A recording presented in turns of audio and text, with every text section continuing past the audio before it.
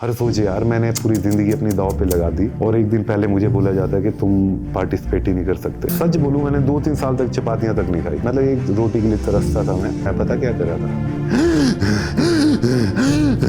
ये चला था मेरा।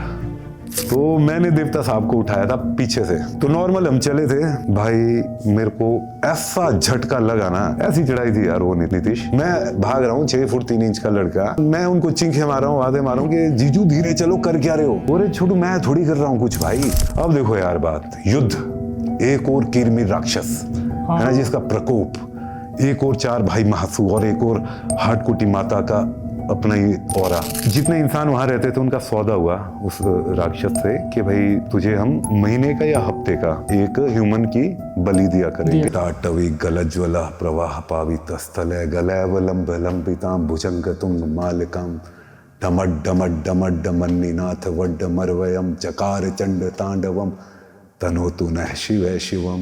तो दोस्तों आप सभी को मेरा नमस्कार और स्वागत है आपका हमारे द लिमिटलेस टॉक के एक ज़बरदस्त नए एपिसोड में। और आज का एपिसोड मेरे लिए पर्सनली बहुत ज़्यादा स्पेशल है क्योंकि इस एपिसोड की मैंने बहुत समय से मुझे तलाश थी और इंतज़ार भी था, क्योंकि आज के एपिसोड में हमारे साथ हैं हमारे हिमाचल की शान, हमारे भाई रविश ठाकुर जी, जो कि मिस्टर हिमाचल रह चुके हैं पहले और 2015 में मिस्टर इंडिया मैन हंट में रह चुके हैं। और आपने इंडियन टीवी सीरियल्स में उनको देखा होगा, दास्ताने काबुल, शनिदेव, और इसी तरह के इंडियन टेलीविजन में 20 से ज़्यादा वो सीरियल्स कर चुके हैं गाइज। तो बहुत ज़्यादा टाइम वेस्ट ना करते हुए मैं शुरू करता हूँ आज की podcast, light camera sound and podcast.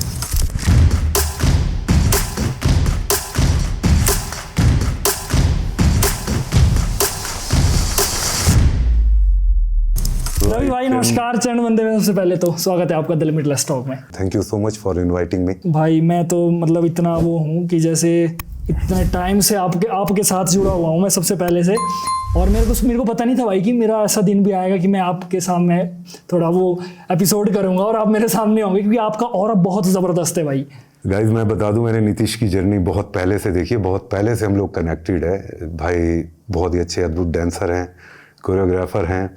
उसके बाद भाई का यूट्यूब चैनल जो प्रैंक वाला है ना, वो उसकी एक अलग journey. After then you shifted here, तो बहुत अच्छा लगता है हमारे एरिया के लोग। Nitish you are doing so good, और जितनी भी ऑडियंस आप लोग हैं इतना प्यार दे रहे हैं नीतीश को, तो धन्यवाद। हमें भी बहुत कुछ सीखने को मिलता है आपसे। इवन मैं तो नीतीश के जितने भी पिछले पॉडकास्ट है, रात को मैंने नीतीश को बताया भी था कि टाइमिंग यही होती है कि रात के 1-2 बजे जब हम शूटिंग से फ्री होते हैं तो मैं तुम्हारे पॉडकास्ट सुनता हूँ। पूरा नहीं सुन पाता एक बार में क्योंकि वो बातें ही इतनी अद्भुत चली होती हैं कि फिर मुझे फ़ोन की फ्लैश लाइट ऑन करनी पड़ती है और उसके बाद मैं सुनता हूँ। तो बहुत अच्छा लगा और मेरा खुद मन था कि मैं कुल्लू जब भी आऊँगा हम पॉडकास्ट करेंगे। थैंक यू सो मच भाई। और आज सच में मेरे लिए बड़ा दिन है गाइस, क्योंकि आपने मुझे देखा होगा मैं जब मैं अपना वीडियो स्टार्ट करता हूं तो मैं एकदम से दर करके सीधा स्टार्ट कर देता हूं, लेकिन आज मुझे बोलने का इसलिए मन हो रहा है क्योंकि मैं सच में आज बहुत ज़्यादा खुश हूं कि रविश भाई मेरे पास आए। तो एक बार फिर से मैं थैंक यू सो मच कहना चाहता हूँ, और बिजली महादेव की आप पर हमेशा कृपा बनी रहे, ये भी मैं कहना चाहता हूँ। और तो भाई हम करें ज़रा, क्योंकि बातें बहुत सारी है करने के लिए। मेरा दिल है ये कि उस समय जब देखो हम आप मिस्टर हिमाचल बने सबसे पहले, उस समय हम थोड़ा कुछ साथ थे आपके साथ। और मैं एक और चीज़ बताऊंगा, मैंने रविश भाई के साथ हमने पीछे डांस भी किया है एक फोक गाने में। मैंने वो मेरे फ़ोन पे वो फोटोज पड़ी है, ये त्रिमूर्तियाँ, जब ये डांस हिमाचल डांस में रनर अप हुए थे आप लोग, है ना। और पिछले हफ्ते मैंने वो फोटो देखी और मैं अपने मित्र को दिखा रहा था, मैं यार इस लड़के की फोटो देख, और फिर मैंने तुम्हारा अभी करंट का पॉडकास्ट देखा ना कि ये एक ही है। बोला क्या बात कर रहे हो भाई। मैं कहा भाई ये होती है लाइफ की जर्नी।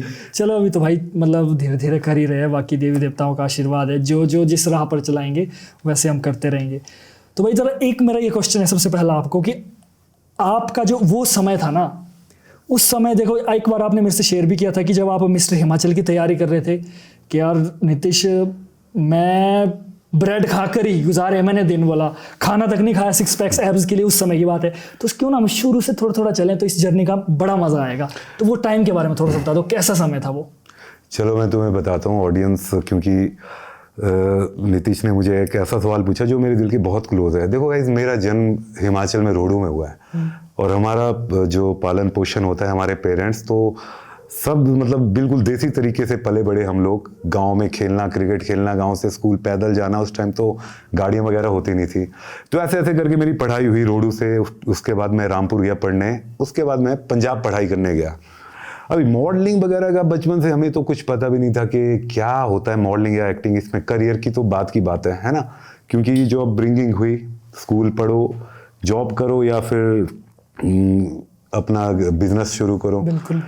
तो जब मैं पंजाब गया, लवली प्रोफेशनल यूनिवर्सिटी से मैंने बीटेक जब मैं करने लगा, तो वहाँ पर फैशन डिज़ाइनिंग के मतलब जो ग्रुप होता है, जो स्टूडेंट्स होते हैं, वो एक मॉडलिंग शो करवा रहे थे। अब मेरी हाइट वगैरह तो लंबी है ना, 6 फुट 10 इंच। तो बाकी मुझे कुछ पता नहीं। तो उन्होंने मुझे देखा और मुझे बोला कि रवि आओ ऑडिशन लेते हैं, हमारे एक फैशन शो होना है। तो मैं चला गया। अब ऑडिशन तो दे दी हमने, मजाक मजाक में वॉक कर ली। अब जब फाइनल राउंड प्रैक्टिस होनी थी, मैं आप लोगों को बताऊं, उस टाइम क्या हो गया कि 20-25 फैशन डिज़ाइनिंग की लड़कियां आगे खड़ी थी और कम से कम 20 मीटर 30-40 मीटर से हमें वॉक करके आगे आना था।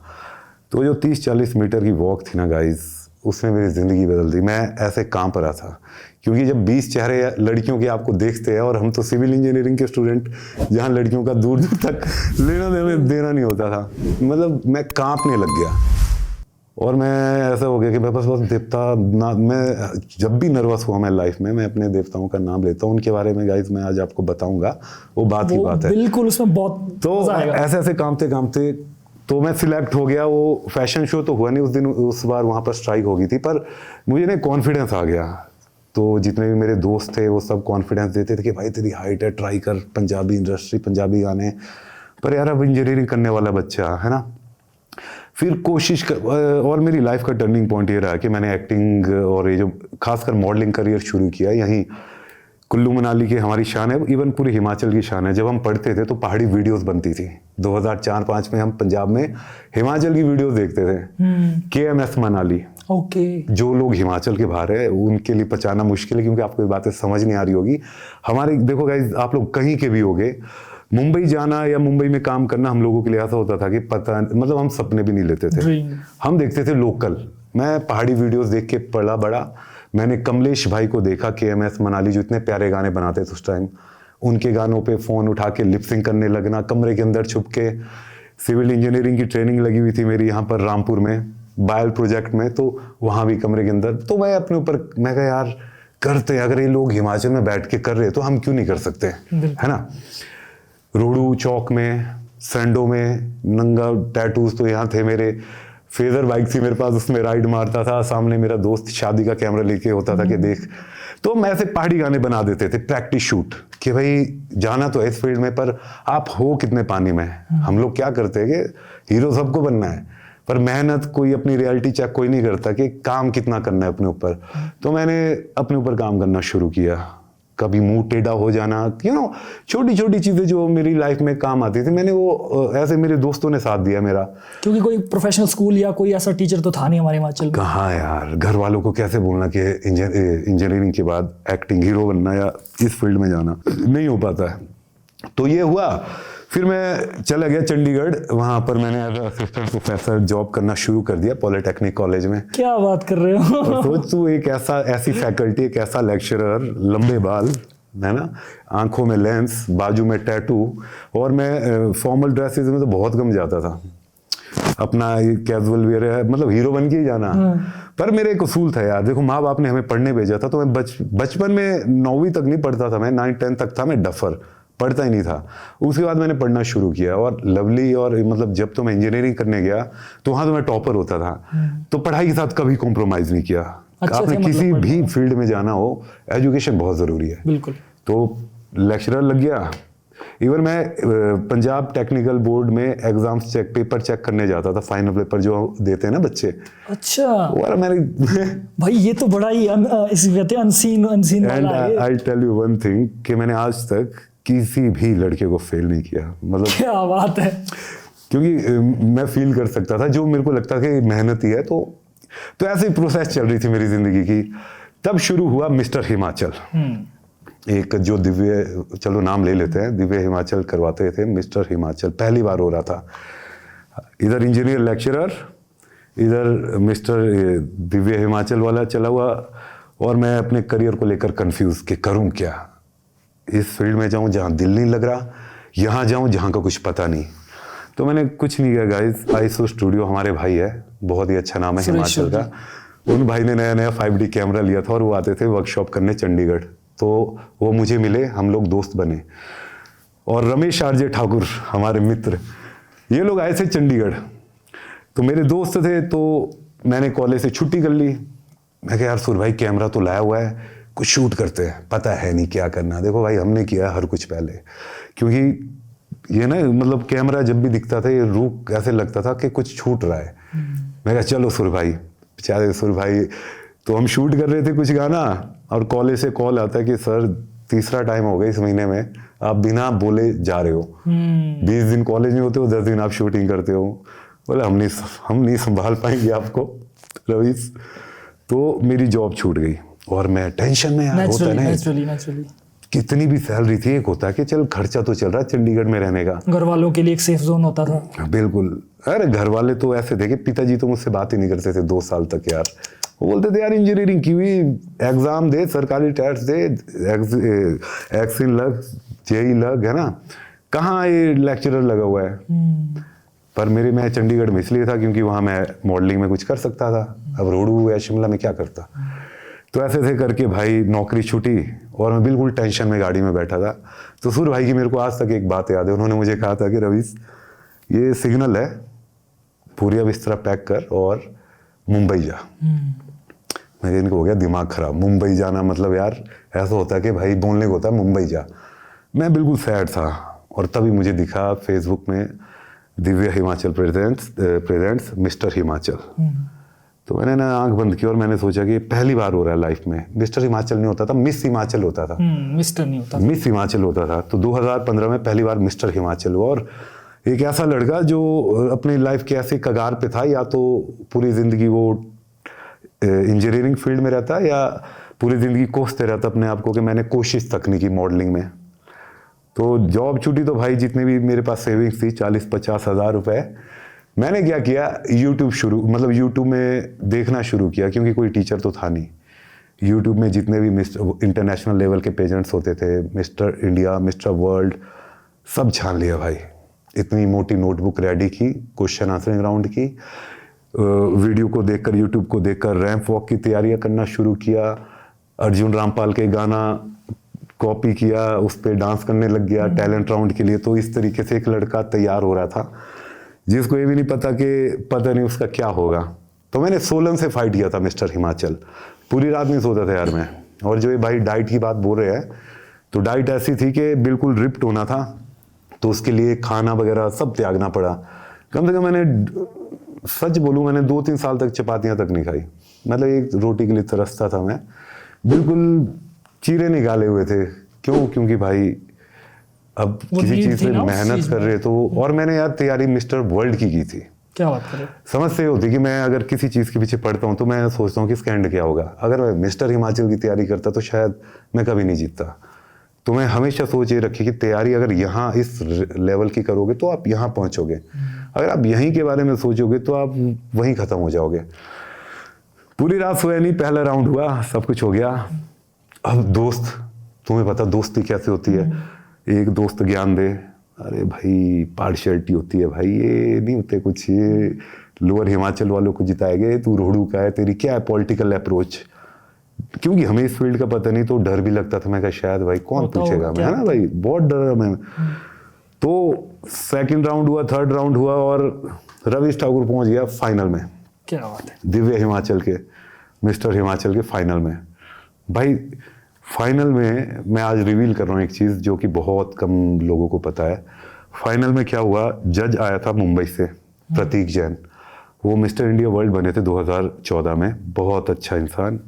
उन्हें रिसीव करने हम लोग गए, तो इंट्रोडक्शन हुई ऐसी एक ना, कैजुअल इंट्रोडक्शन, जैसे मिलते हैं ना यार जजेस, और चेक करते कि कल मैंने इनको जज करना है तो चल एक बार देखता हूँ।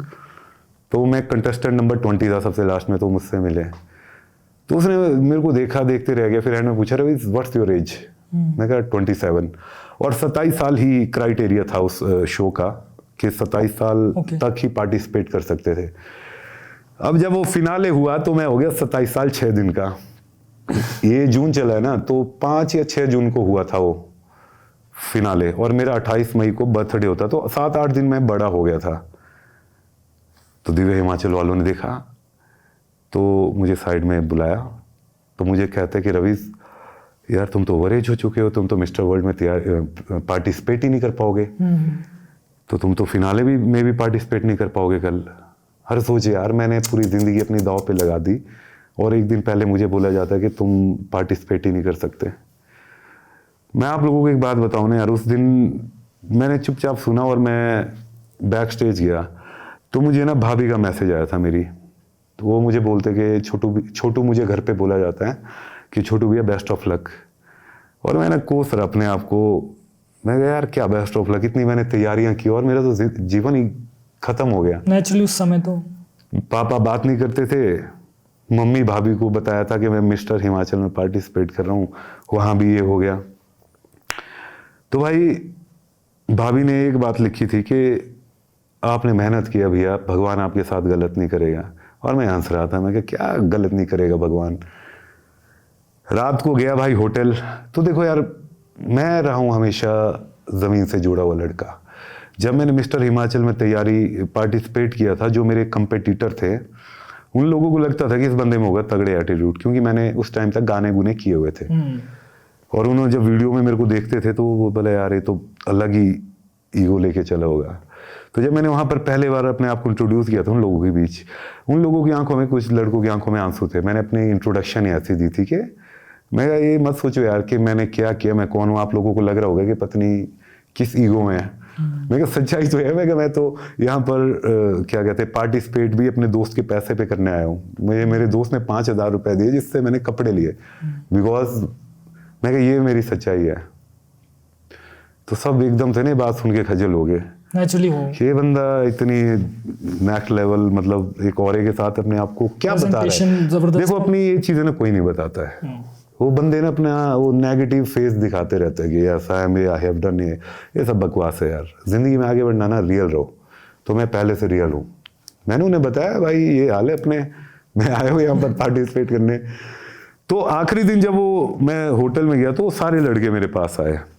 वो बंदों को, इन लड़कों को ये नहीं था कि हम जीते चाहिए, उन लड़कों को ये था कि ये बंदा डिजर्व करता है पर ये तो पार्टिसिपेट ही नहीं कर रहा। रवीश भाई मेरे को समझाया यार, बोला भाई हमारी ओर से आप विनर हो यार, प्लीज दिल मत छोटा करो। तो मैंने जो इतनी बड़ी नोटबुक तैयार की थी क्वेश्चन आंसरिंग राउंड की, वो मैंने अपने साथ वाले लड़के को दी। मैं उसको बता रहा रात को, देख ऐसा क्वेश्चन आएगा ये बोलियो। तो मैंने उनको पकड़ा दियो, है ना। रात भर टेंशन में भाई। फिर मेरा दोस्त है शिमला का अर्चित, आज की डेट में उसने हिमाचल का नाम बॉडी बिल्डिंग में भाई पूरे इंडिया में नेक्स्ट लेवल पहुंचा दिया है। अभी शेरू क्लासिक भी जीता हो पिछले साल मुंबई में। हर्षित नाम, अर्चित चटवाल, गूगल पे देखना भाई। वो तरुण गिल वगैरह जो लड़के थे ना बॉडी बिल्डर, उनको उसने हराया उस पे और जीता था वो। वही बंदा मॉडलिंग में सोचो, और अच्छा लड़का। वो मेरे को प्रोटीन खिला रहा। जैसे रात को सोया मैं तो सुबह मेरे को उठाने आया कि रवीश भाई उठो प्लीज, हमें अच्छा नहीं लग रहा। मेरे को अपने प्रोटीन खिला रहा, पिला रहा, मतलब पार्टिसिपेट। तो मेरा ये था कि यार अब मैं क्या करूं, है ना। मैं एक ही चीज कर सकता हूं कि इतनी जो मैंने तैयारियां की है, जो मेरे माँ बाप ने मुझे संस्कार दिए हैं, और जहाँ से मैं बिलोंग करता हूँ गाइज, मैं आपको बताऊँ, वहाँ से लड़का कभी सपने नहीं लेता कि मैंने इस फील्ड में भी जाना है। अगर मेरे अंदर वो चीज़ है तो जितने भी यहाँ जज बैठे हैं, जितनी भी ऑडियंस बैठी है, रवीश कुछ मत कर, पार्टिसिपेट कर। इनको दिखा कि रोडू से एक रवीश ठाकुर नाम का लड़का आया हुआ है, अपनी छाप छोड़। क्योंकि मेरा वहाँ कोई नहीं था अपना, सारे लड़कों के माँ बाप आए थे, फैमिली आई थी, मेरा कोई नहीं। क्या बात कर रहे हो, घर से कोई भी नहीं आया? किसको बुलाऊं भाई, किसको बुलाऊं? माँ को कैसे बुलाऊं बेचारे को, भाभी को कैसे जब अपना ही नहीं पता कि मेरा क्या होगा। बेइज्जती बेचारों को सफर में वो करने के लिए बुलाऊं? अकेले था, अकेले ही चलो मैं इस जिंदगी में, बस अपने देवी देवताओं और माता वगैरह सबका साथ रहा है। तो जब फाइनल राउंड की मेरी एंट्री हुई भाई, तो मैं अंदर से फील कर रहा था कि मैं शेर हूँ। मैंने जैसी आंखें खोली, लिटरली मतलब जब मैं चला ना, मेरे अंदर हारने का गम नहीं था, जीतने की खुशी नहीं थी। मुझे पता था मेरा कुछ नहीं होगा। तो मैं कहा जो मैं हूँ दुनिया को वो दिखाओ। जैसे मैं एंटर हुआ भाई, जो हुटिंग्स तालियां वगैरह होता नहीं है कि यार, जब ऑडियंस को दिखता कि कोई आ रहा है, मतलब कुछ यूनिक सा लग रहा वो है, एक तो अलग ही अपीयरेंस थी भाई उस समय। तो मैंने भी वो चीज़ जब आपका वो देखा था ना, वो कहते हैं ना, मैंने कहा यार ऐसा बंदा हमारे हिमाचल में एक बंदे की वॉक और ऑरा जो वॉक कर रहा है और फेस के जो एक्सप्रेशन आ रहे हैं ना, मैंने कहा यार ये बंदा। Please continue. तो ये हुआ, फर्स्ट राउंड हो गया, सेकंड राउंड हो गया, थर्ड राउंड हो गया, टैलेंट राउंड सब हो गया। अब आने थे टॉप 7। तो मैं तो चुपचाप बैक स्टेज गया, कपड़े लिटरली मैं उतारने ही वाला था कि बेटा तेरा कर्म हो गया पूरा रवीज। तू विश्वास नहीं करेगा, जयंत लड़का है, जयंत भारद्वाज मंडी से, एंकर बहुत अच्छा इंसान है वो एंकरिंग कर रहे थे वहाँ। मतलब टॉप 7 में सबसे पहले नाम आता है कंटेस्टेंट नंबर 20 रवीश ठाकुर। मैं तुम्हारे को बताऊं भाई, मैं हो गया ब्लैंक। जैसे स्टेज लाइट होती ना, जब मैं वैसे किया, मैं एकदम से ना ब्लैंक हो चुका था मैं बैक स्टेज के, गलती से नाम लिया या शायद हाइट हुई लंबी होगी कि टॉप 7 में ले लेते इसको। और जब मैं स्टेज में एंटर हुआ, मैं ऐसी जगह खड़ा हो गया जहाँ वो स्टेज की फोकस लाइट ना मेरे मुंह पे पड़ रही थी। तो मैं था ब्लैंक हुआ पड़ा, मुझे कुछ पता नहीं। 6 लड़के आए, क्वेश्चन आंसरिंग राउंड शुरू हुआ और प्रतीक जैन ने सवाल पूछा था मुझसे कि 1 thing you want to change after this title.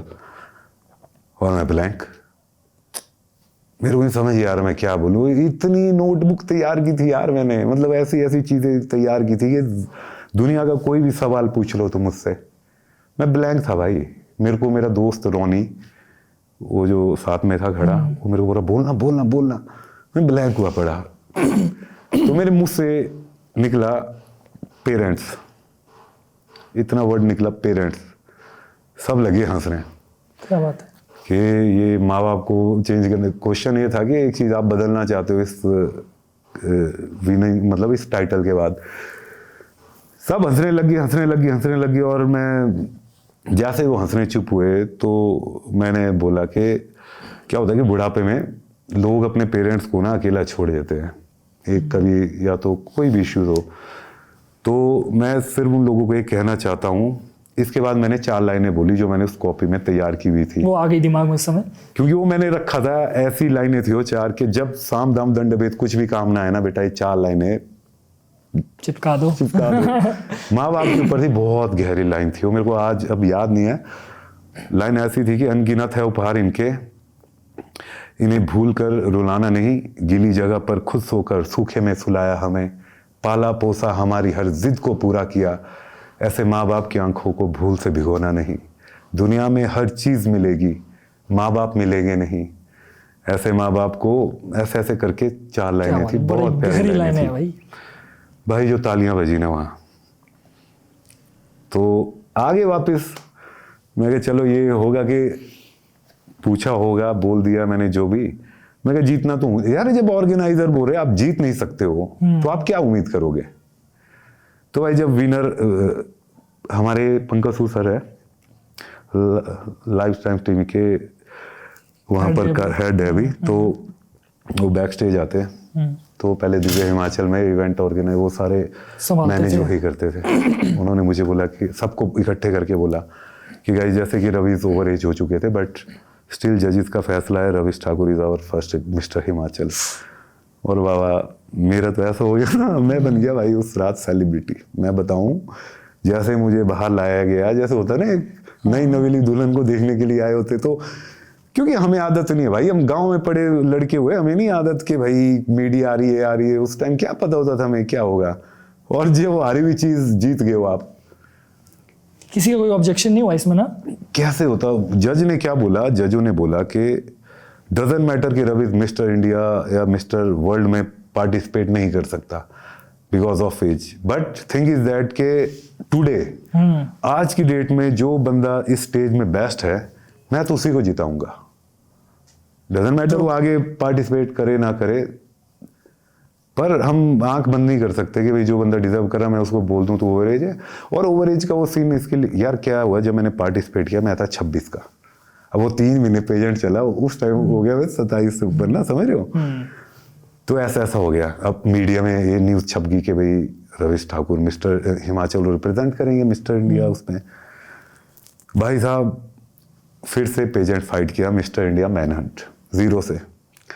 नहीं तो जो मैं कर रहा था उसमें मेरे को डायरेक्ट एंट्री मिलनी थी, यहाँ करने लग गया 0 से। क्यों भाई? अपने इतनी लोगों की दुआएं हैं, नजरें हैं, विश्वास है कि भाई ये लड़का जीते, आगे पार्टिसिपेट करेगा। मैं घर पे छुप के कैसे रह सकता हूँ? बिल्कुल। कितने लोग हंसेंगे, कितनी दुनिया मजाक उड़ाएगी इस फील्ड का।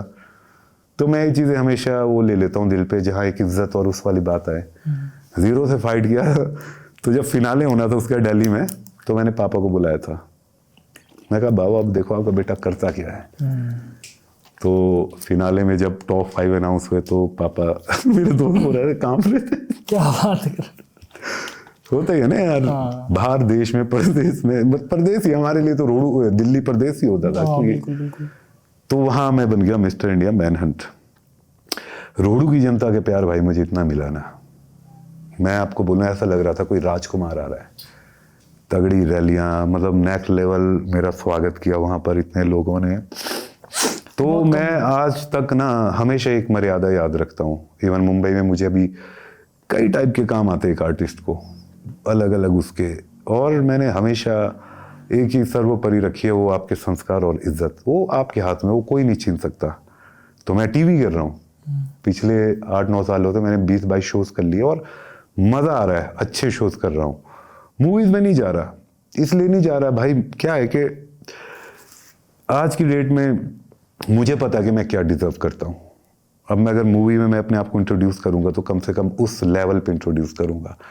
उस लेवल का वहां से आ नहीं रहा, जो वहां से आ रहा है वो मैं करना नहीं चाहता, ठीक है।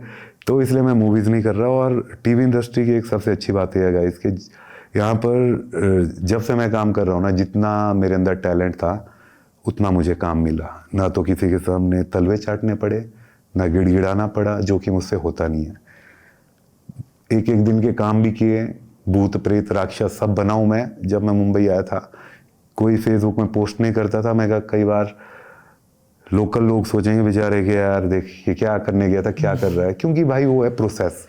मुझे बढ़ना था आगे, वहां से गुजरना ही पड़ता है। बिल्कुल। अगर आप हवाबाजी में रहोगे, मैंने सलमान खान के ऑपोजिट दिखना है, तो आप जिंदगी भर ना कमरे में बैठे रहोगे।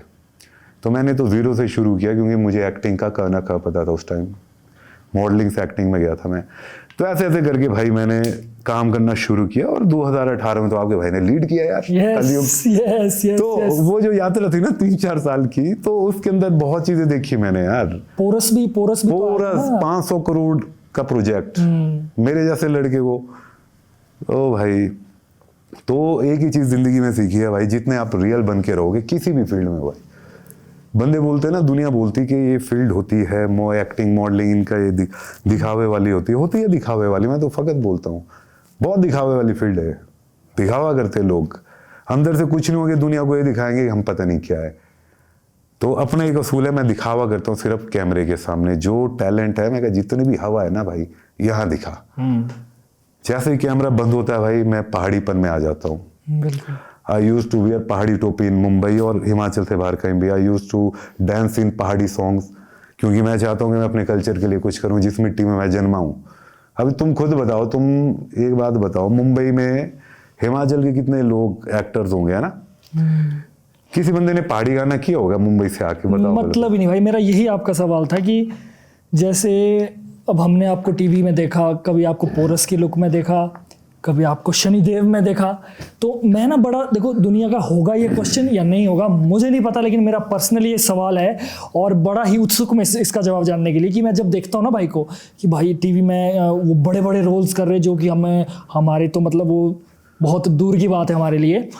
तो जब भाई छुट्टियों के लिए वापस आते हैं तो मैं देखता हूँ कि चलो ठीक है, अब भाई छुट्टियों में वापस आएंगे तो भाई जाएंगे, चलो कहीं अपना रोहतांग चले गए या कहीं ना कहीं चले गए, या एंजॉय करने आते होंगे। लेकिन मैं देखता हूँ भाई क्या कर रहे हैं, भाई कोई हमारे लोकल एल्बम्स में काम कर रहे हैं गाइज।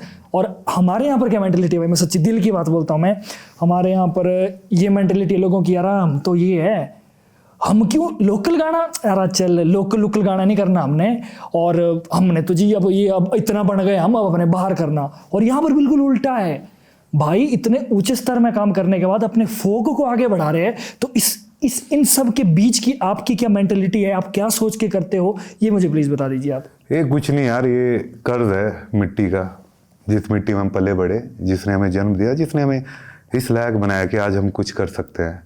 तो अगर मैं आज की डेट में उस मिट्टी के लिए कुछ कर सकता हूँ, या अगर दुनिया मुझे मान रही है, तो मैं तो हमेशा करूँगा, मरते दम तक करूँगी। और मैं हॉलीवुड में भी चला जाऊँ। क्या होता है यार ना, देखो यहाँ का जो काम है, अभी जो मुंबई में, वो मैं बोल रहा हूँ ना, दिखावे वाली दुनिया, हमारा लेवल डाउन हो जाएगा। भाई कुछ डाउन नहीं होता है। जो आपको काम दे रहा है ना, वो आपके टैलेंट की उससे दे रहा है। अब ऐसा दुनिया आप यहाँ पर कोई बी ग्रेड काम कर रहे हो यार, है ना, कि भाई कोई ऐसी चीजें कर रहे हो, आप तो अपने कल्चर को प्रमोट कर रहे हो। भाई एक मेरा बड़ा मन का एक बड़ा सवाल है मेरा, उत्सुकता भरा। आपने ना एक एड फिल्म की है मनोज वाजपेयी जी के साथ, उनके साथ आपका कैसा एक्सपीरियंस रहा था, प्लीज उस बारे में बता दीजिए। देखो मनोज वाजपेयी है पाठशाला, एक्टिंग की ना वो अलग ही पाठशाला है भाई, वो किताब है पूरी। हमारे जैसे लड़कों के तो लिए तो यार मनोज वाजपेयी मतलब नेक्स्ट लेवल बंदा, और उसके साथ साथ बहुत ही अच्छे इंसान। तो मुझे एंटी कास्टिंग से कॉल आया कि रवीज, मैं ऐड नहीं करता भाई, जैसे मैं फिल्में नहीं करता, ऐड नहीं करती इन द सेंस नहीं, ऐसे नहीं कि करता नहीं है। मेरा मन था कि सोलो करूंगा। जब भी एक होती ना, कुछ कई जगह चूज ही था मैं होती है क्यों नहीं आ रहा भाई, ऐड में तो सोलो एंट्री मारूंगा।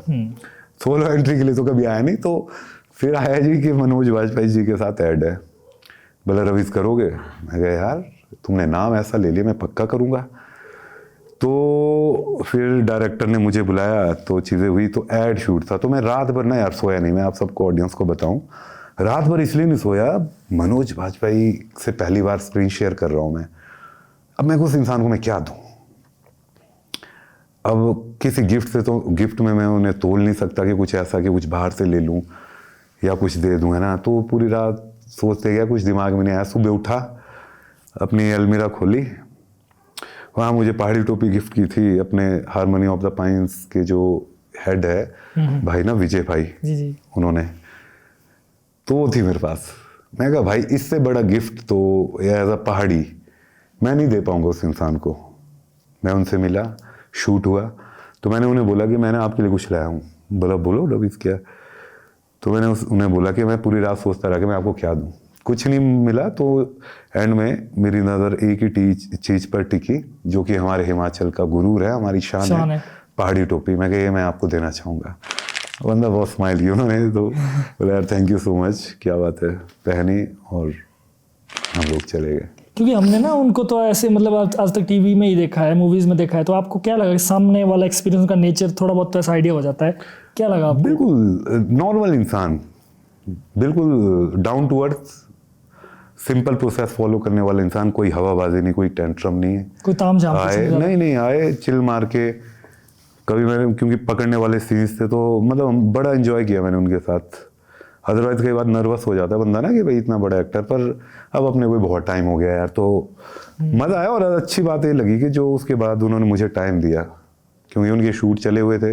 मतलब इतना डाउन टू अर्थ नेचर है उनका भी। अरे आवश्यक है भाई, तभी तो वो इंसान की इतनी पूजा ही करता है आर्टिस्ट उस इंसान की। क्योंकि एक्टर तो बहुत अच्छे है उसके, अपार्ट फ्रॉम एक्टिंग वो इंसान बहुत डाउन, वो अपने पहाड़ अपने गांव की बात करते हैं, वो बिहार की बातें करते हैं, वो वहाँ का वही जो चीज़ें मैं बोलता हूँ ना, वो बंदा पूरी दुनिया में वो बातें करता है कि मैं कहाँ से आया हूँ। हमको सीखने की बड़ी जरूरत नहीं सीखते ना, हमारे क्या है, हमारे आर्टिस्ट और मॉडल्स वगैरह सोचते हैं अरे भले ये क्या बातें करनी है कि भाई मैं तुम्हारे को बता दूं, चंडीगढ़ आप लोग जा रहे हो, अभी बाहर मैं हूँ, 12वीं के बाद बाहर ही, +2 तक मेरे घर पे भी पहाड़ी भाषा में कोई बात नहीं करता था। इंग्लिश स्कूल में ही हम लोग पढ़े, पर अपने कल्चर के साथ ना आपको घर से बाहर जाके होगा। जो मैंने पहला गाना सुना है यार हॉस्टल में, पहाड़ी गाना, चंद्रामणि गाना, तभी तो मेरा इतना फेवरेट है। पंजाब में गए, रैकिंग का दौर होता था उस टाइम, तो सारे पंजाबी मेरे को दिख रहे, टर्बन बॉय हैं बिल्कुल ह्यूज, तो वो गाना बज रहा था एक रूम में, चंद्रामणि है तेरे घर। भाई मैंने नहीं देखा, ये सीनियर है जूनियर है, मैंने सीधा दरवाजा खटखटाया, उसने खोला और मैं सीधा अंदर गया। मैं कहा भाई मैं 2 मिनट यहाँ बैठ जाऊँ? उन्होंने बोला भाई बैठो। तो वो गाना सुन दे गया, और वो भी बाद में पता चलो मेरा ही बैचमेट सरहद से है। तो ऐसे करके वो दिन है, और आज का दिन है, मैं अपने कल्चर के लिए इतना क्रेजी हो गया कि भाई नहीं रवि, कुछ तो छूट रहा था। क्या छूट रहा था?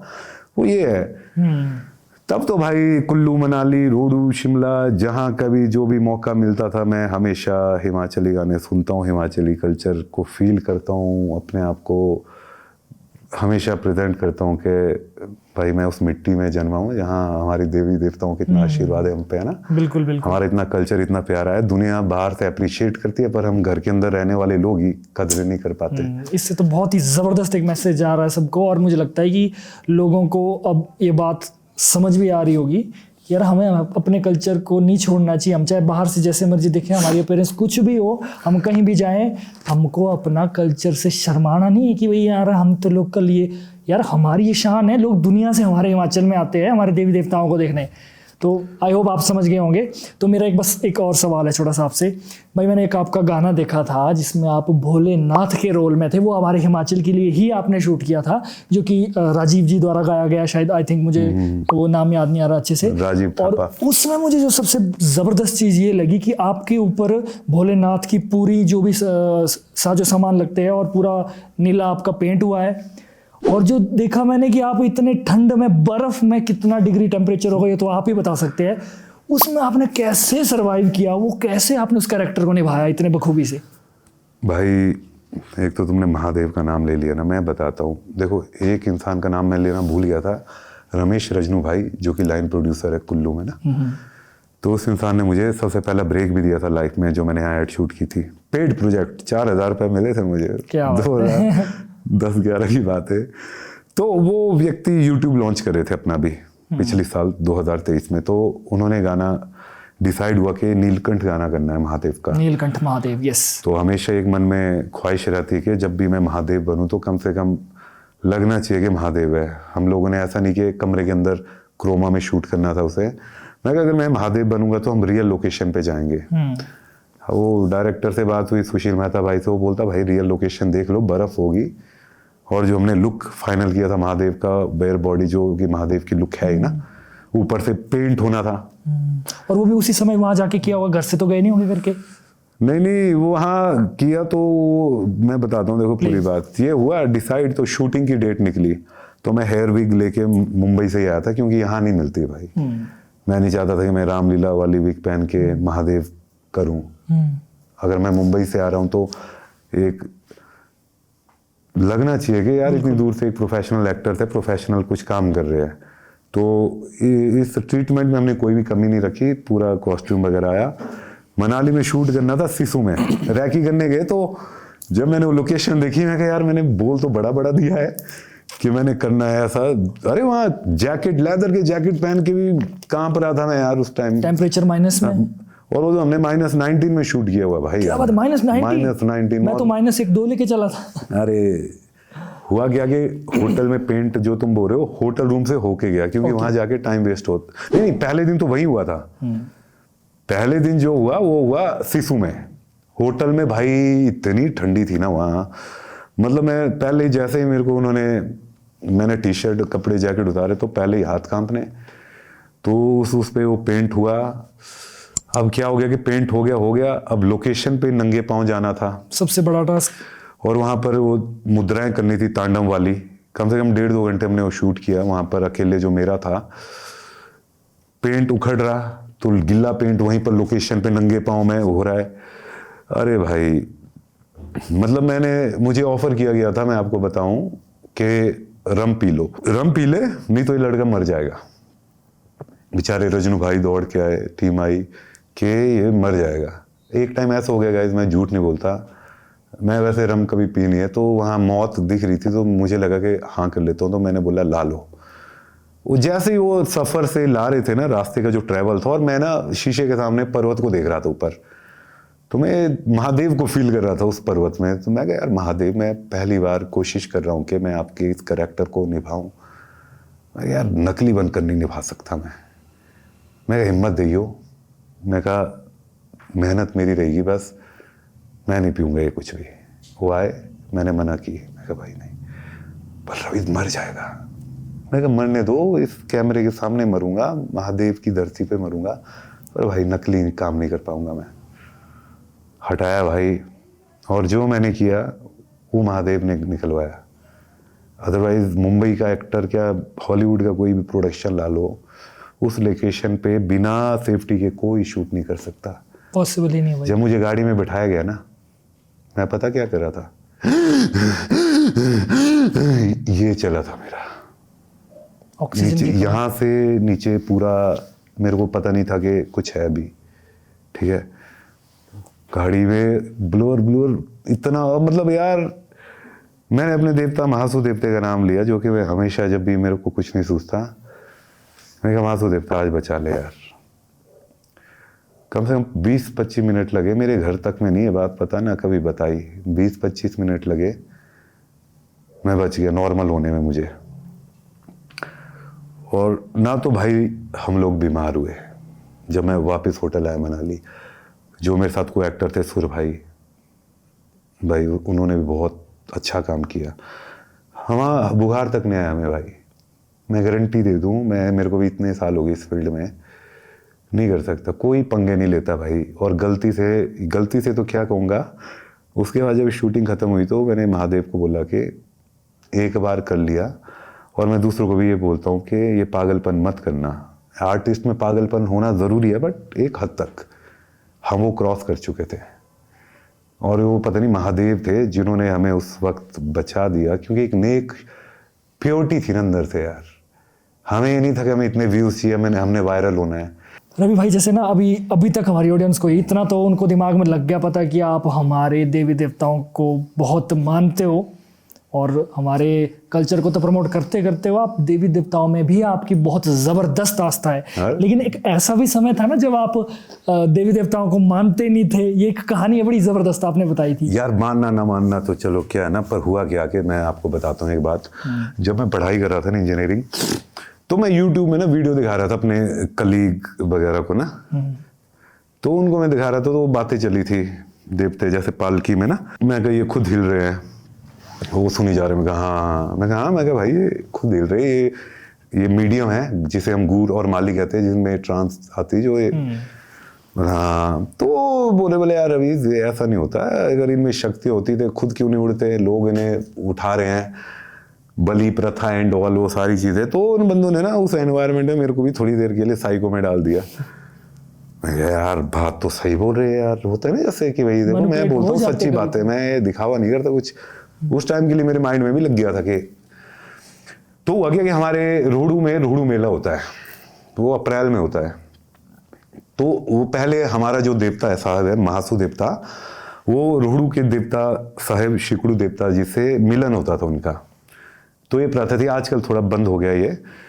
तो हमारे जो कुल देवता है महासु देवता, तो उन्होंने जाना था रोहड़ू मेले के लिए, तो सब आगे गांव गढ़ के जितने भी घर से सदस्य जाते हैं ना, हर घर से जी, तो हम लोग चल पड़े। जाते हुए तो ठीक है, जाते हुए तो मैंने नॉर्मली जैसे फोटो क्लिक कर वगैरह करने के लिए उठा ली पालकी ना नॉर्मल। अब जब वापिस आ रहा था ना देवता भाई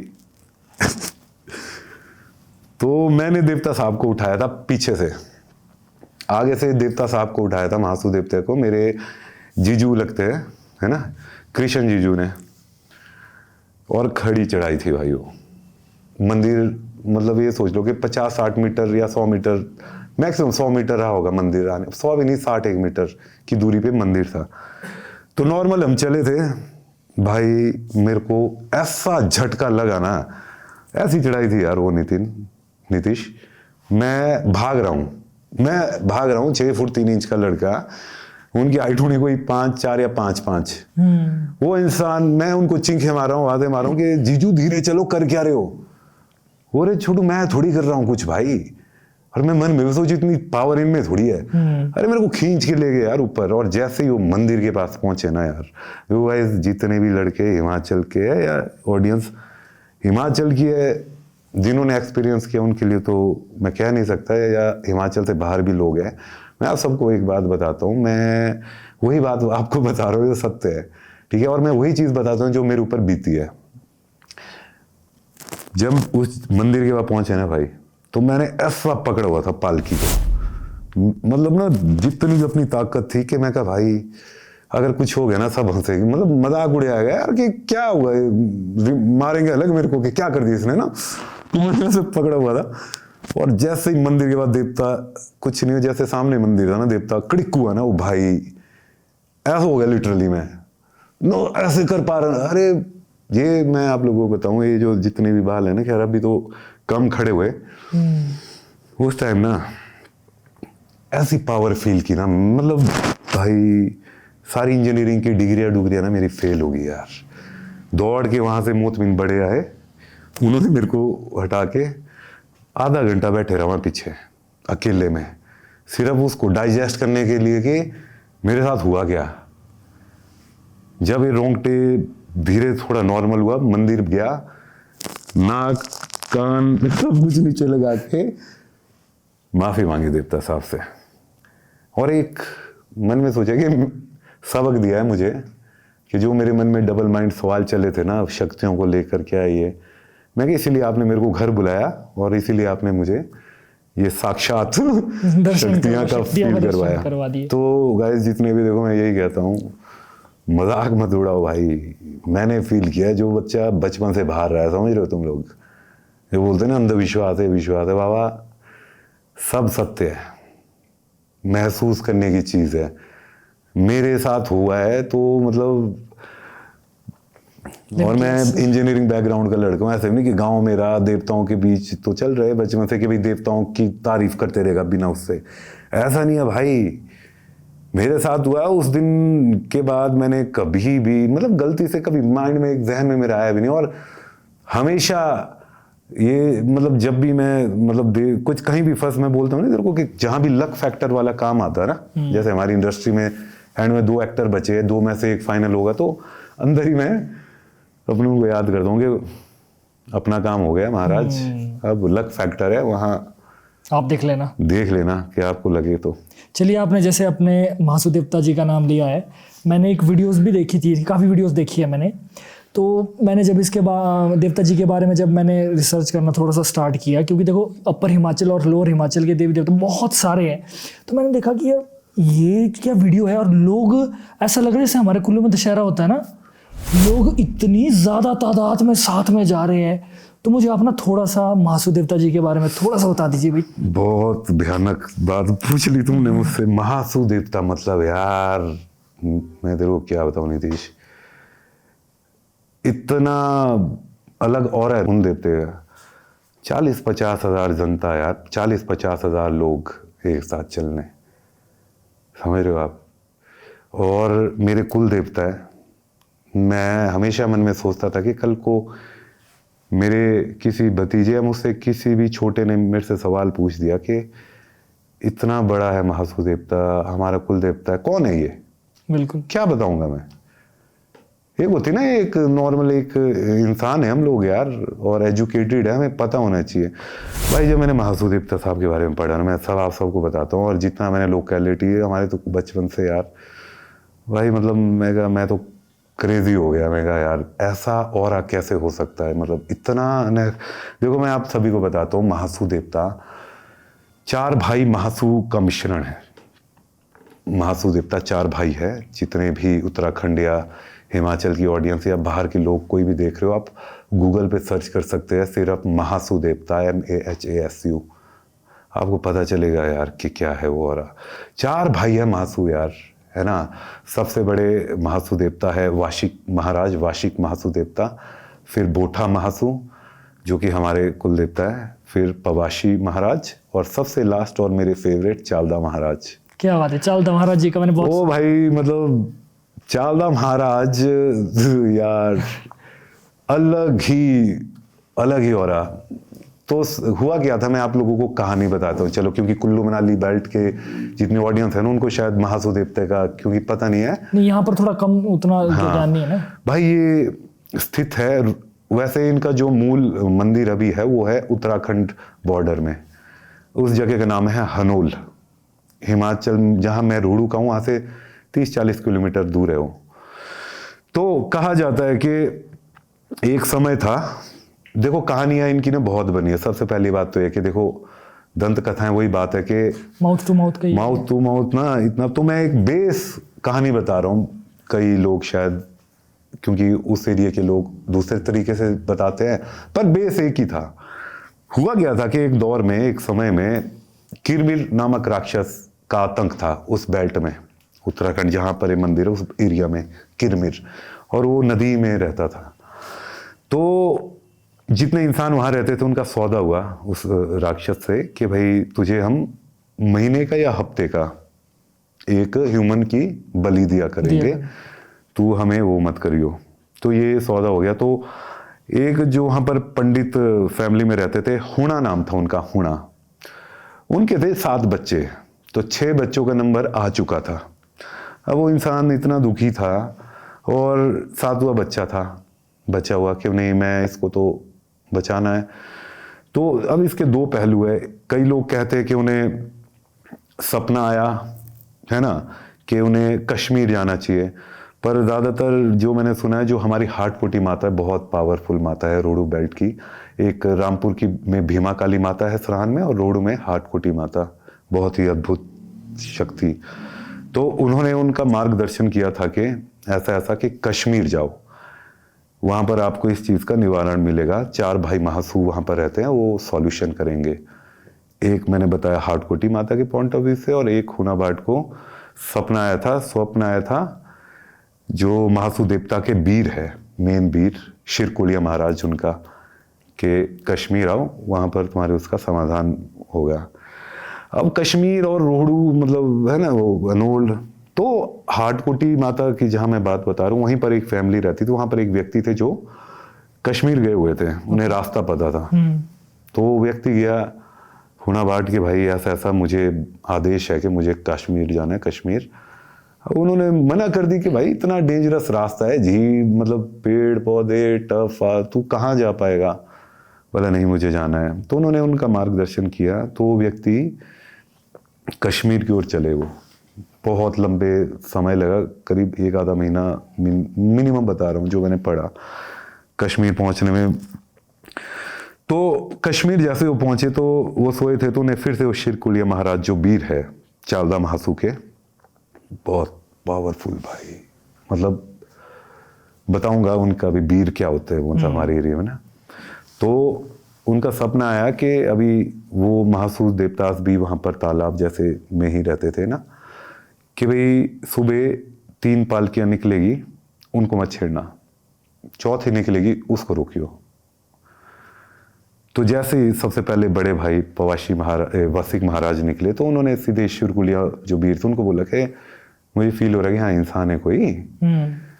तो बोले नहीं नहीं महाराज यहाँ कोई नहीं है। तो वैसे ही बोठा महासू जी ने कहा, वैसे ही पवाशी जी ने कहा। तो शिरकुलिया महाराज उनको बोले थे कि नहीं नहीं ऐसा कुछ नहीं। तो चौथा जब चालदा महासू निकले तो हुना बाट पीछे से आके उन्होंने एक उस पर उनको रोक दिया।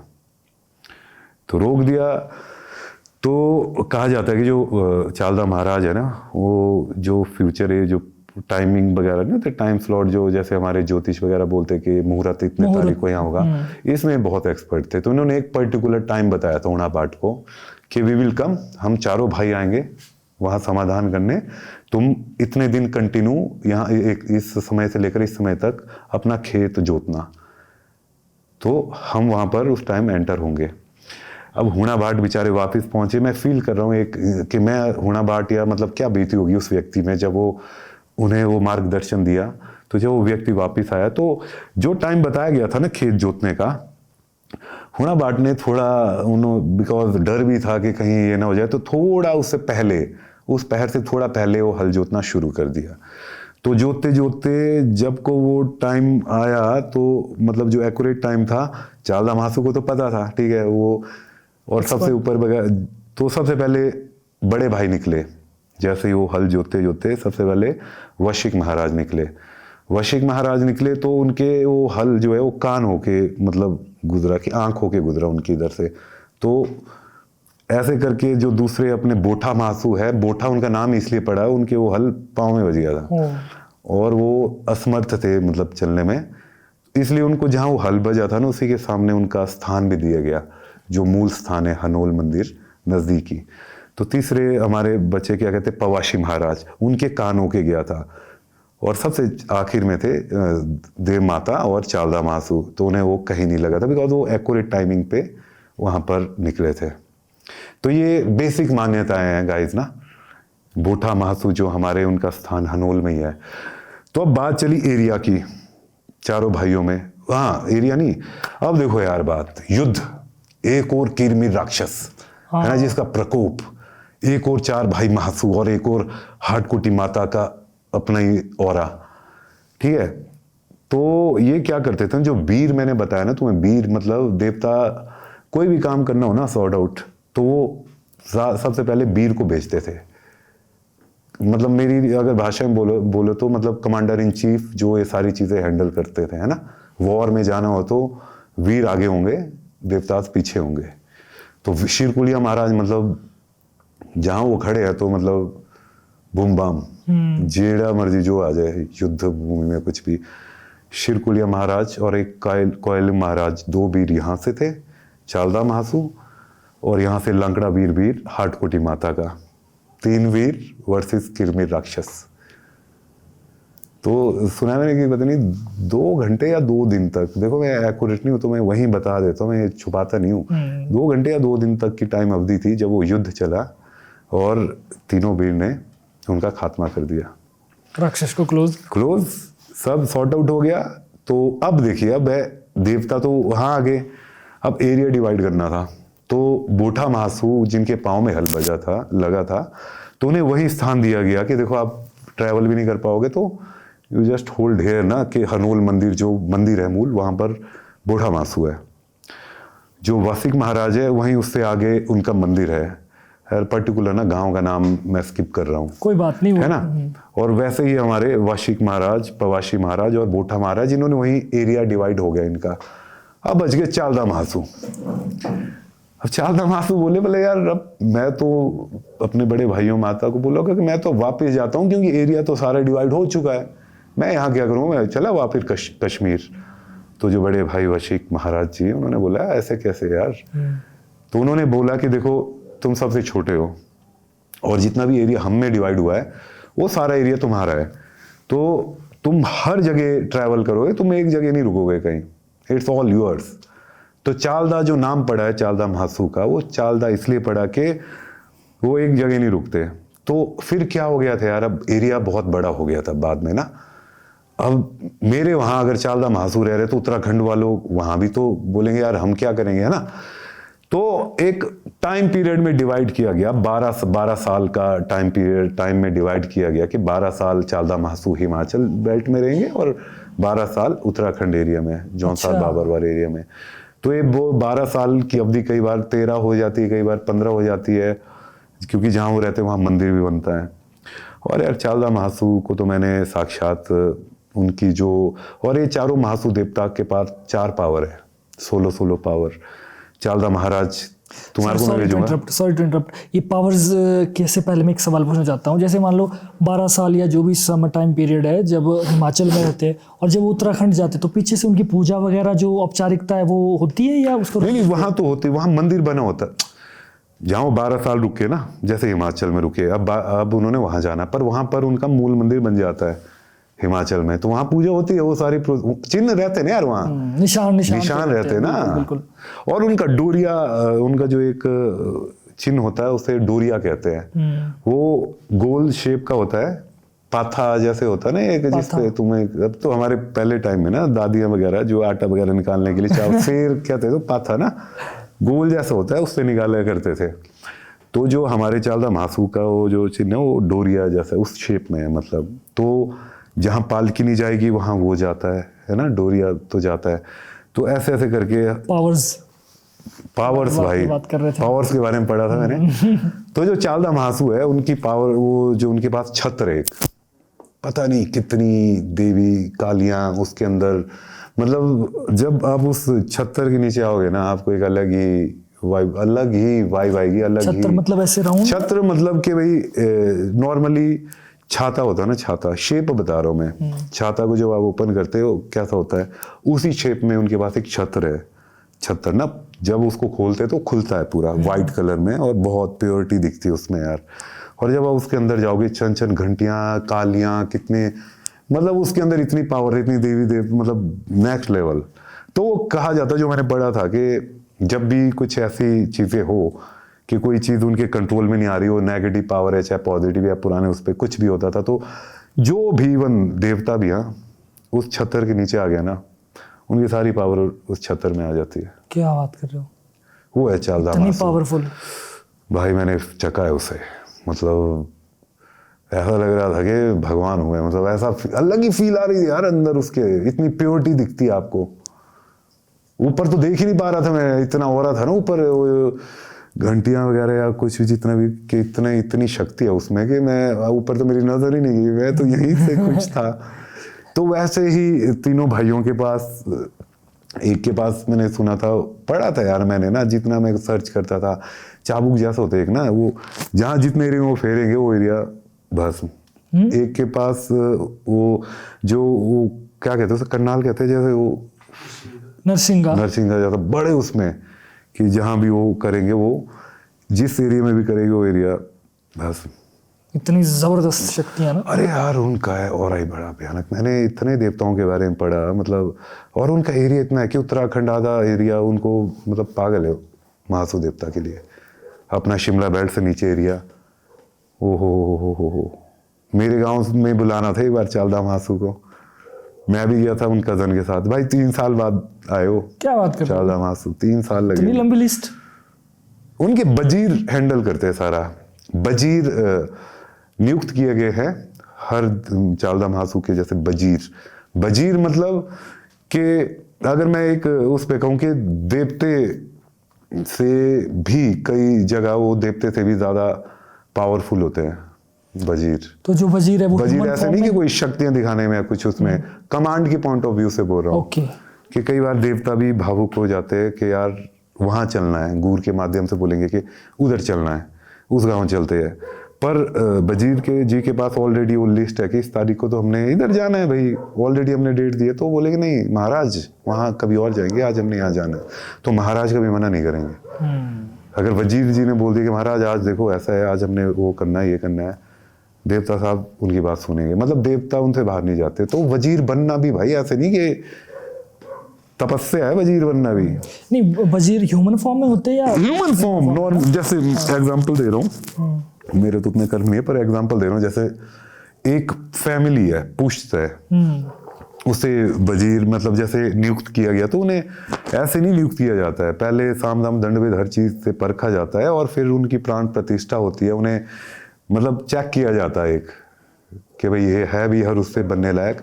जब ये सारा प्रोसेस हो जाता है फिर प्रोफेशनल मंत्रों के उससे वो प्राण प्रतिष्ठा करके फिर उन्हें वजीर की उपाधि दी जाती है। फिर वजीर मतलब सर्वोपरि, वजीर जहाँ है वहाँ वो डिसीजन मेकिंग, मैनेजमेंट, हर चीज वजीर की है। वजीर ने बोल दिया कि ये करना है तो ये होगा। चलिए, ये तो आपके देखो शिमला की कहानी आपने बता दी, जो देवता महासू के बारे में आपने सारा बता दिया, और मुझे लगता है बहुत इंटरेस्टिंग है क्योंकि हमारे इस एरिया में अरे पढ़ना यार उतना पता नहीं है। चालदा महासू देखना आपने, अब चारों भाई महासू बहुत ही अद्भुत। बिल्कुल बिल्कुल जी बिल्कुल। अब मेरा एक और सवाल है, ये तो चलो आपकी शिमला की कहानी होगी भाई, आपने कहा था आपका श्रृंगा ऋषि जी से ऐसा क्या आपका अटैचमेंट है, इतने दूर आपकी अटैचमेंट कैसे होगी श्रृंगा ऋषि जी? श्रृंगा ऋषि भी मतलब यार देखो मैं आपको बताता हूँ, मैं हूँ रोहड़ू का। जो लड़के हिमाचल से बाहर या हिमाचल के भी जिनको पता नहीं, रोहड़ू और कुल्लू में कितना डिस्टेंस है, करीब 150-200 किलोमीटर का एरिया मिनिमम बता रहा हूँ मैं आपको। 200 किलोमीटर दूर रहता हूँ मैं, जहाँ की जिन देवता की बात कर रहे हैं वो हमारे बंजारा, ठीक है। मेरे अपने कुल देवता महासू देवता, मेरी अपनी कुल माता जागा माता है ना, सबका अपना था। उसके बावजूद वो तो उनकी तो खैर मैं मानता ही हूँ, पर मेरा पता नहीं क्यों, मैंने एक बार एक भजन सुना श्रृंगा ऋषि जी का, ऊंसड़ी दारा हो तेरा हो मंदरू सॉरी है ना डिक्शंस, श्रृंगा ऋषिया। भाई मैं उसको सुनता था ना, मैं खो जाता था, मुझे ना समझ आ रहे क्या लैंग्वेज है, क्योंकि कुल्लू और हमारी लैंग्वेज समझ नहीं है कुछ। बस मेरे को श्रृंगा ऋषि तो मेरे दिमाग में चलता गया। फिर उस टाइम उतना ज़्यादा गूगल वगैरह का वो होता नहीं था यार, लोगों ने डाला नहीं होता था ना, नेट पे बहुत लिमिटेड होता था। पर मेरे को ये पता था कि इस बेल्ट के है। तो भाई जब मैं पहला शूट करने आया था, तुझे बताया था ना, फेजर बाइक में आया था मैं रोहड़ू से, सर्दियों में। सर्दियों में ये नहीं बताया था आपने, सर्दियों वाला क्रेजीपन की सारी हदें पार की है रवीश ने। तो घर से भाग के आते थे ना यार, पापा थोड़ा को बोलेंगे शूटिंग करने जा रहे, तो डंडे से सीधे बूम बाम चोरी से भागना पड़ता था, क्योंकि प्रूव नहीं किया था ना उस टाइम अपने आप को, घर वाले भी सच्चे हैं। तो ऐसे करते हुए फिर मैं रास्ते में पूछते पूछते मैं कहा श्रृंगा ऋषि मंदिर। तो जब श्रृंगा ऋषि जी का मंदिर पता चला यहाँ बागी में, तो मैं वहाँ गया, मैंने मत्था टेका पहली बार वहाँ 2008, 9, 10 की बात है। तो मैंने मन में बोला सही कि भाई देवता साहब मुझे नहीं पता कि क्या रिश्ता है, बस मैं कहा घर से भाग के आया हूँ मैं, और बाइक में ब्रेक भी नहीं है, मैं कहा बस सेफ पहुँचा देना और वापस घर पहुँचा दियो महाराज। बहुत अच्छा वो शूट हुआ, वापसी में भी मैं मिला उनसे। फिर अभी लॉकडाउन में ना मैं आ रहा था मनाली, तो मैं फिर गया मंदिर। उस दिन मेरा था कि मैं इनके गूर को बिठाऊंगा, माली जिसको कहते हैं मीडियम, है ना, कि मैं कहा क्या है ऐसा, मेरा क्यों है देवताओं के लिए इतना यार, पागल हूँ मैं, मतलब मेरे दिल में रहता कि मैं नहीं, मुझे श्रृंगा ऋषि जी के दर्शन करने वाले मिलना है। मैं कि नॉर्मली है जैसा होता है स्पिरिचुअली पॉइंट ऑफ व्यू से, या कुछ क्या है कुछ तो हाँ मतलब भाई। उस व्यक्ति ने, उस भाई ने, उन गुरु ने मेरे को जो बोला, मैं आप लोगों को वही बताता हूँ। उन्होंने मेरे को बोला कि थोड़ी देर वो चुप रहे, कुछ उन्होंने अपनी चीज़ें की, तो ही टोल्ड मी कि रवि आपका और महाराज का ना इस जन्म का रिश्ता नहीं है, तुम दोनों जुड़े हो एक दूसरे के साथ पिछले जन्म से। क्या बात है। तू चाहे जहाँ भी रहता है आप इसीलिए आऊँ, आप इस इनसे कनेक्टेड, और ये he is always with you. मैं थोड़ी देर तो यार तो ये चीज़ें होती है यार। देखो मतलब मेरे जैसे लड़के के लिए कहीं ना रास्ते बनते यार, मैं कहाँ देवता कहाँ, क्यों मैं इधर होके वहीं जाना, और मेन रोड से भी उनका मंदिर तो 3, 4, 5 किलोमीटर ऊपर है, मैं पागल हो रहा हूँ। तो वही चीज़ें होती है, ये चीज़ें कर्म बोल दो मेरे के, क्या बोल दो के, मतलब मेरे तो मैं हमेशा धन्यवाद करता हूँ और वो रखता हूँ देवता की बह का भाई। चलो भाई बहुत ज़्यादा हवा मैंने उड़ना। इससे हमारा एक तो कुछ एक लोग ऐसे होते हैं हमारे हिमाचल में ना कि यार मैं तो देखो मैं बाहर वालों से, आप पानी पी लीजिए प्लीज, मैं बाहर वालों से एक्सपेक्ट कर सकता हूँ कि वो हमारे देवी देवताओं की शक्तियों को उतना नहीं समझते हैं, इसलिए वो जो भी वो उनको नहीं मान पाते। तो कोई दिक्कत नहीं है मेरे लिए, मतलब उतना सुनना मेरे लिए बुरा भी नहीं है, लेकिन बुरा तब लगता है जब अब यहाँ के ही हमारे लोग कहते हैं कि यार हमारे देवी देवता के गूर जो है वो तो ड्रामा करते हैं, देवी देवता कलयुग में देवता हो नहीं सकते। कोई नहीं करते मेरी भाइयों, मेरी बात सुनो, देखो एरिया की बात होती है। तुम्हें भी इसलिए गलत नहीं बोलते कि तुम्हें पता ही नहीं ना, तुम महसूस ही नहीं कर पाया तुमने ना कभी। पर ऐसा कि देखो गलत मत बोलो, ठीक है, विश्वास मत करो, कोई चक्कर नहीं, गलत नहीं बोलना चाहिए मेरे भाई। गलत आप किसी के लिए भी नहीं बोल सकते, राइट। वो चाहे किसी और धर्म का वो कुछ हो, कुछ गलत नहीं बोलो। नहीं मानना ठीक है, वो हम भी नहीं बोलते मानो, क्योंकि क्या पता कहीं तुम्हारे वो वहाँ ऐसी चीज होगी शायद हम एकदम से नहीं मान पाए, जब तक हम उसे फील नहीं करेंगे, एक्सपीरियंस नहीं करेंगे। कोई बात नहीं, जीवन बहुत बड़ा है, मानना नहीं मानना वो गलत नहीं बोलना चाहिए कभी भी किसी, चाहे कोई इंसान हो या हम तो हम है देखो देवभूमि के, यही फर्क है तुम में और हम में। हम पले यहाँ हैं भाई, हमें हमारे अंदर से ये चीजें जा ही नहीं सकती, ना कभी जा पाएगी। और ये चीजें ऐसे नहीं कि आज की पुश्ता नहीं चली और साक्षात चीजें हुई है, तो हम नहीं। अब तुम्हें क्या पता, तुम तो कई लड़के तो सोच भी रहे होंगे झूठ बोल रहे होंगे या स्क्रिप्टेड है, उसके लिए आपको आजादी है सोचने की, पर गलत नहीं बोलना चाहिए किसी चीज के लिए भी नहीं भाई। और गलती से यहाँ आ गए ना तुम इस एरिया में और कई मंदिर ऐसी चीजें करती, तो मैं तुम्हें विश्वास करूं कि तुम बचा नहीं पाओगे। मैं यहाँ का लड़का, यहीं जन्मा, यहीं पैदा हुआ, मैं उस शक्ति को नहीं पचा पाया यार। तो तुम्हारा तो अस्तित्व ही यहाँ का कुछ नहीं है, तुम तो पागल हो जाओगे। तो इसलिए बोल रहा हूँ गलत नहीं बोलना चाहिए कभी भी, अच्छे रहो, मस्त रहो, चिल रहो भाई। थोड़ा सा अब मुझे लगता है थोड़ा सा कुछ एक हमारी जो ऑडियंस को बहुत ही ज्यादा पसंद है, कुछ पैरानॉर्मल स्टोरीज, कुछ एक बड़ी पसंद है कि अगर एंडिंग हमारी घोस्ट स्टोरी से हो जाए तो मजा आ जाए। तो नीतीश इसको हमारी बातें चली थी तो मैं इससे गप्पे मार रहा था, क्योंकि देखो मैं हूँ एक ऐसा लड़का ना भाइयों, अगर मेरे को पता है कि मेरे को जिंदगी में भूत नहीं दिख सकते, ओपन बोलता हूँ मैं, क्योंकि जिस दिन दिखेगा वो दिन मेरा आखिरी होगा। क्योंकि मैं हूँ, मैं झेल ही नहीं पाऊंगा दिखने का। अगर मेरे को वाइब्रेशन भी आ गई ना फील, तो मेरे को अटैक टूक आ जाना भाई। मैं हूँ इतना, मैं आज की डेट में अपने गांव जाता हूँ तो 7 बजे से पहले या तो घर वापस, अगर रात को घर आना होगा तो एक दोस्त गाड़ी की लाइट ऑन रखेगा जब तक मैं घर नहीं पहुंचूंगी, क्योंकि जंगल के एरिया ना, और वहाँ हुए पड़े बड़े कांड होते रहते ना गाँव में जैसे यार इन चीज़ों में। तो मैं एक ही किस्सा शेयर करूंगा आप लोगों से, देखो जो मैंने देखा है ऐसे नहीं कि मेरे ऊपर आया है, तब तो खैर मैं जो मेरे सामने घटित हुआ है। देखो हम सब पढ़ाई करते हैं, तुम भी तुम्हारी ऑडियंस में भी कुछ पढ़ने वाले स्टूडेंट्स होंगे। वैसे ही मैं एक स्टूडेंट था, इंजीनियरिंग कर रहा था अच्छा खासा पंजाब में। गांव में थी, घर पे शादी, गांव में शादी थी जैसे आप सभी के गांव में होती है। तो भाई अब बहन की शादी थी हमारी कज़न की, तो हम सब आए थे गांव, साथ में आए थे अपने कॉलेज हॉस्टल के एक दो दोस्त ना, जैसे होते हैं ना यार कि चलो शादी में चलते हैं। जी जी। मैं कहा चलो, तो अच्छे से शादी अटेंड की, खुल के पहाड़ी नाटियां लगाई है ना। उस टाइम डीजे वाला सिस्टम उतना नहीं होता था। बहन के साथ गए, बहन को विदा बुदा किया, तो अगले दिन पहुंच गए हम लोग घर, अपने अपने अपने घर।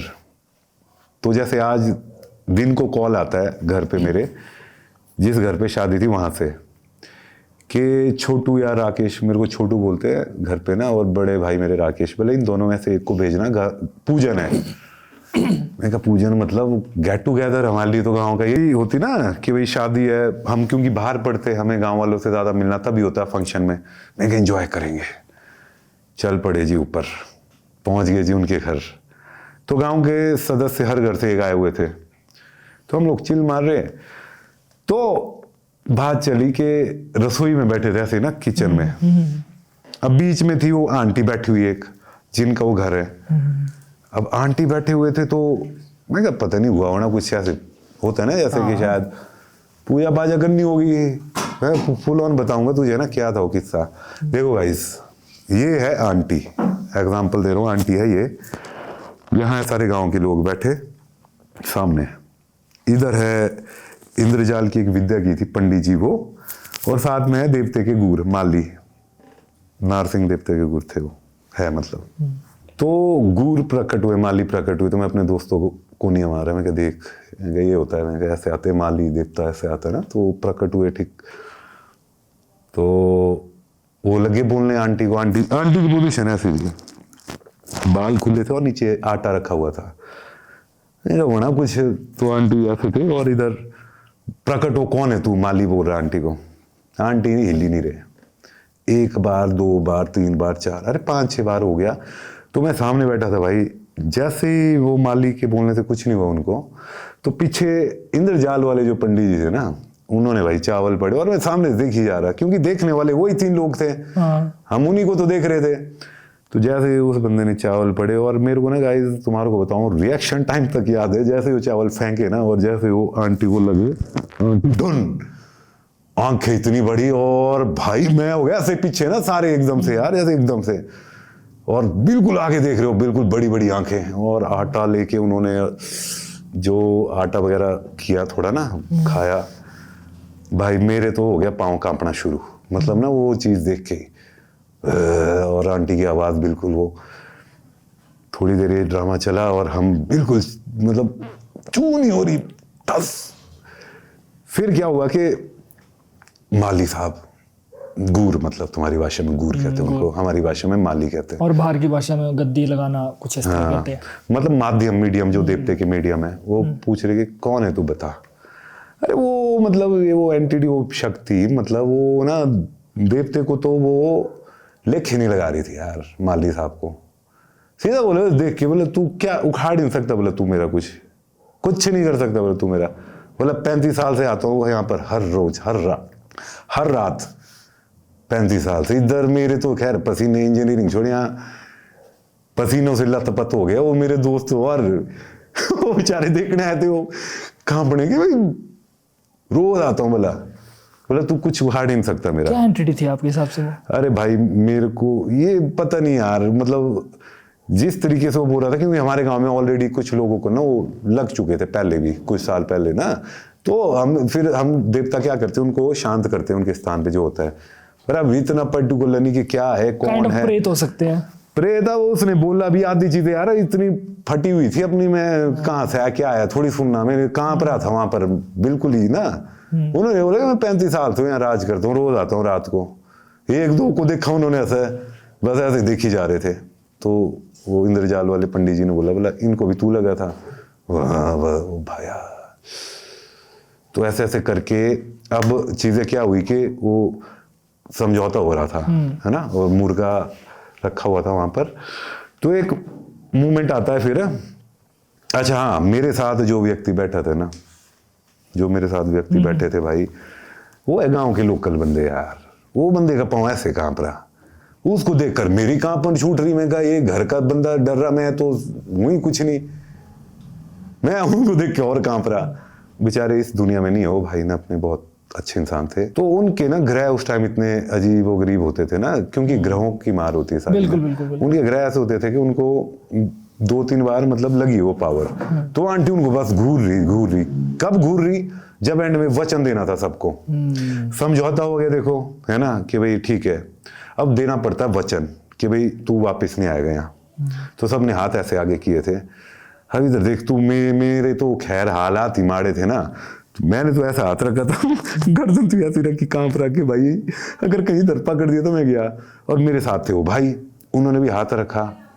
आंटी सबको वचन देकर जैसे यहाँ पहुंचे, आंटी ने उसको वचन ही दे भाई को। वो देख रही आंटी को, वो उसके ग्रह बड़े भयानक थे ना, वो देख रही बोले इसको।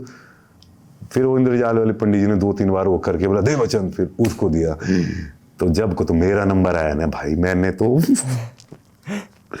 ऐसे हाथ लगाया उसने ना, जैसे होता ना एक टच किया बस। अब हम क्या देखो, रवीश ठाकुर तैयार हुआ पड़ा था कि भाई जैसे पूजन खत्म होगा मुर्दा घाट जाना है, शमशान घाट जाना ना, हम जाएंगे। पूजा से पहले तो हमने हवाबादी की ना, अपा जाएंगे, फिर जो प्रोसेस में शामिल होंगे।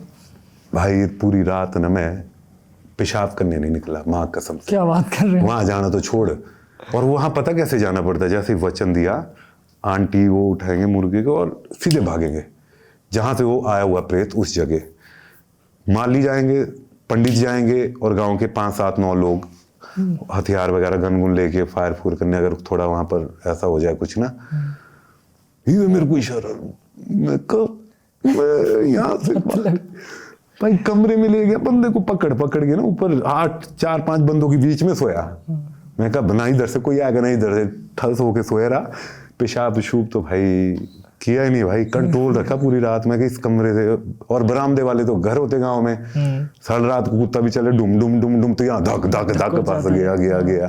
तो ऐसे करके पीछे उन्होंने निवारण किया। और बीच में वो यार एक ना वो पर्टिकुलर माली साहब के पास होता है एक, वो कुछ उसका नाम भूल गया मैं, जिससे वो भूत प्रेत वगैरह ना, जो नेगेटिव पावर्स नजदीक नहीं आती। तो रात को जब जा रहे थे तो होता है वो, उसका नाम भूल गया मैं। अपने तो जब देवता थोड़ा नॉर्मल होने लगे ना, जब वो नेगेटिव पावर का एरिया ज्यादा क्लोज आने लगे, तो जैसे होते ना, तो उनको रियलाइज हुआ कि वो है ही नहीं। तो उन्होंने बोला पीछे सिग्नल करके कि गाँव वाले लड़कों को कि भाई पीछे मत देखना, चुपचाप आगे चलते रहो। तो आगे जो भी वो पॉइंट आया मुर्गा घाट के पास, वहां पर वो मुर्गा गिड़ गिड़ गिड़, आंटी फाट पीछे निकल गया ना। फिर आंटी को लेकर घर आए, और भाई उसके बाद तो मैं राती तो भाई मैं नहीं टिकता ही नहीं। मेरे को पता है कि अगर मेरे को छड़ पड़ भी दिख गया कुछ तो मैं गया। तो ये चीजें हुई थी, ये हुआ था मेरे सामने यार ना। और ये मूवमेंट मैंने तुम्हें ना बड़ा कैजुअली सुनाया, कभी फील करना इसको भाई, बिल्कुल सन्नाटे में, किचन में ना कोई शोर, शांति में। जब वो आंटी पहली बार ऐसी हुई ना भाई, मैं कहा रवीश बेटा तू भाग जा वापस। तो ये हुआ था, मतलब ज्यादा ये जो मैंने देखा था। बाकी मेरे साथ नहीं हो सकता कभी अपने साथ भाई। मैं तो महासू देवता को पहले कमिटमेंट किया है। मैं अगर गलती से दिखा दिया ना, दिख गया कहीं, तो मैं नहीं बचने वाला। नहीं, माँ देवता का आशीर्वाद भी आप पर काफी है। आप मेरे ऊपर यार देवी देवता जितने भी मेरे गांव गढ़, क्योंकि मैं लड़का ऐसा हूं ना, मैं उनसे बाहर नहीं गया कभी। भले ही आप दुनिया में अपने प्रोफेशनल फील्ड में क्या कर रहे हो, अपने गांव गढ़ देवी देवताओं, अपने कल्चर से बाहर मैं गया ही नहीं। आपके देवी देवताओं का आपको क्या लगता है, आपके कैरियर पर कितना आशीर्वाद रहा है? यार कैरियर देखो ये भी मैं तुम्हारे को बात बोलूं ना, ऐसे नहीं कि बिल्कुल ही देवी देवताओं के भरोसे रहो। ये भी नहीं होता, जैसे हमारी माताएं वगैरह है ना, सर दर्द हो गया यार, कुछ हुआ होगा, जैसे होते हैं हमारे उस पे घर पे कि कुछ हुआ होगा, पूछ लेते हो ना। माताएं कैसे होती चंचल है ना, कि यार थोड़ा वो पेट दर्द हो गया यार, किसी की नजर लगी हो, जो कि हमारे एरिया में लगती भी है। पर मैं ये बोलता हूँ, देखो आप किसी भी फील्ड में हो, जैसे मैं हूँ इस फील्ड में, अब देखो मेहनत मेरे को ही करनी है। देवता मेरे को चक के नहीं ले जाएंगे ना, देवी मेरे को वो करेगी, वो करना पड़ता है इंसान को ही सारी चीजें। पर होता क्या है कि यार एक मोमेंट ऐसा आ जाता है ना कई बार, कि जहां पर आपका जो कर्म है आपने वो कर दिया, आपकी जो मेहनत है, मैं बोल रहा हूँ ना 1000 एक्टरों में से एंड में 2 बचे हैं, 2 में से 1 फाइनल होना है। टैलेंटेड दोनों है ना, हर चीज़ दोनों के पास है, पर्सनैलिटी एक्टर अच्छे दोनों है, बस चैनल ने एक को सिलेक्ट करना है जो उनको पसंद आए। अब वहाँ पर कई बार ऐसा हो जाता है ना कि सिचुएशंस ऐसी आ जाती मूड की ना कि एकदम से, तो वो जब भी वो कभी कभी वो पल आते हैं तो मैं आंख बंद करता हूँ कि देख देवता साहब अपना काम हो गया, अब आपके हाथ में है। अगर आपको लगता है कि ये मेरे को करना चाहिए तो, नहीं लगता तो भाई हम तो यहीं बैठे हैं। तो मेरे साथ कई बार ऐसा हुआ कि देवता, मतलब मेरे को ऐसा लगे कि साक्षात देवता नहीं करवाया ये सीन। कलयुग जब मैं कर रहा था एंड में जो मेरे साथ ऑपोजिट एक्टर बचा तो बालाजी एकता कपूर का बहुत सीनियर एक्टर था, मतलब बहुत लीड किए थे उस बंदे ने, और इधर नया लड़का रवीश ठाकुर। तो क्या हुआ उस टाइम, सब कुछ परफॉर्म दोनों का अच्छा किया था हमने, तो वही लक फैक्टर था कि उस टाइम कहाँ, तो उस टाइम हमेशा मैं अपना एक्सपीरियंस बता रहा हूँ भाई। अब मैं उस पॉइंट ऑफ व्यू से ले रहा हूँ, positive spiritual point of view से। जो साइंटिफिक लोग हैं वो बोलेंगे अरे 2 में से 1 तो नहीं था, तो वो मान लेते अपनी अपनी, पर मैं लेता हूँ तो मेरे लिए अच्छा है। बिल्कुल बिल्कुल कि मैं बोलता हूँ कि क्यों, बिल्कुल काम बनना चाहिए ना यार, तुम लोग जिस उससे मैं बोलता हूँ सब खुश रहे। मुझे अगर अपना देवते का ऑरा फील करके पॉजिटिविटी मिल रही है, मुझे लग रहा कि मेरा देवता मेरे साथ खड़ा है, जो कि होता भी है। अब मैं सबको तो समझा नहीं सकता हूँ, तुम बोलोगे एक्टर होके क्या ऐसी बातें कर रहा है, बट ये चीज़ें सच है तो सच है। अब इसमें क्या है, तुम्हारे को झूठ बोल के मेरे को क्या मिलेगा। मैं तो वही बोल रहा हूँ कि जो मुझे फील होता है, मैं गलत भी हो सकता हूँ कईयों की नज़रों में, बट और अभी रावण के लिए भी क्या हो गया था तेरे, बस यही मेरा नेक्स्ट सवाल था। चलिए अच्छा मैं बता देता हूँ यार, मैंने रिवील नहीं किया था, मैं तुझसे बात कर रहा था अभी तक, क्योंकि हमारा मुंबई की जितनी भी ये मीडिया वगैरह है उसको ऑफिशियल हमारी कॉन्फ्रेंस नहीं हुई थी अभी तक, बट स्टिल मेरी प्रोड्यूसर से बात हुई थी ना शिव सागर जी से, तो ही टोल्ड मी के यू जस्ट डू इट। तो रामायण हम सबने देखी है, आप सबने रामायण देखी होगी, जो 90s की रामायण थी, जो अभी लॉकडाउन में भी तो बहुत वायरल हुई है, रामानंद सागर जी की। तो वो उनके बेटे प्रेम सागर है, तो वो फिर से रामायण बना रहे हैं। क्या बात है भाई, इसके लिए तो और बहुत ही बड़ी बात है यार, सेम उसी फील के साथ रामायण बनने जा रही है और आपका भाई उसमें रावण कर रहा है। क्या बात है भाई, मेरे लाइफ का टर्निंग करेक्टर कह सकते हैं, टर्निंग पॉइंट एक करियर का होता है ना जब, क्योंकि रावण मैंने कभी सोचा नहीं था पहले तो मैं करूँगा, क्योंकि जब मैं एंटर हुआ इस फील्ड में तो यार रावण, मतलब आपको रावण करने के लिए ना सर्वगुण संपन्न होने के साथ साथ यहाँ से बहुत स्ट्रॉन्ग होना पड़ता है। तो जब मेरे को अप्रोच किया गया, मैं जो शो यम कर रहा था तो उसी के बीच अप्रोच किया गया मुझे रामानंद सागर जी के पोते द्वारा, जो प्रोड्यूसर है शिव सागर जी। ही कॉल्ड मी कि Ravish we will look you for both Ram and Ravan. मैं कहा sorry sir, I will go only with Ravan, कि मैं रावण का ही करूँगा, राम मुझसे नहीं निकलेगा।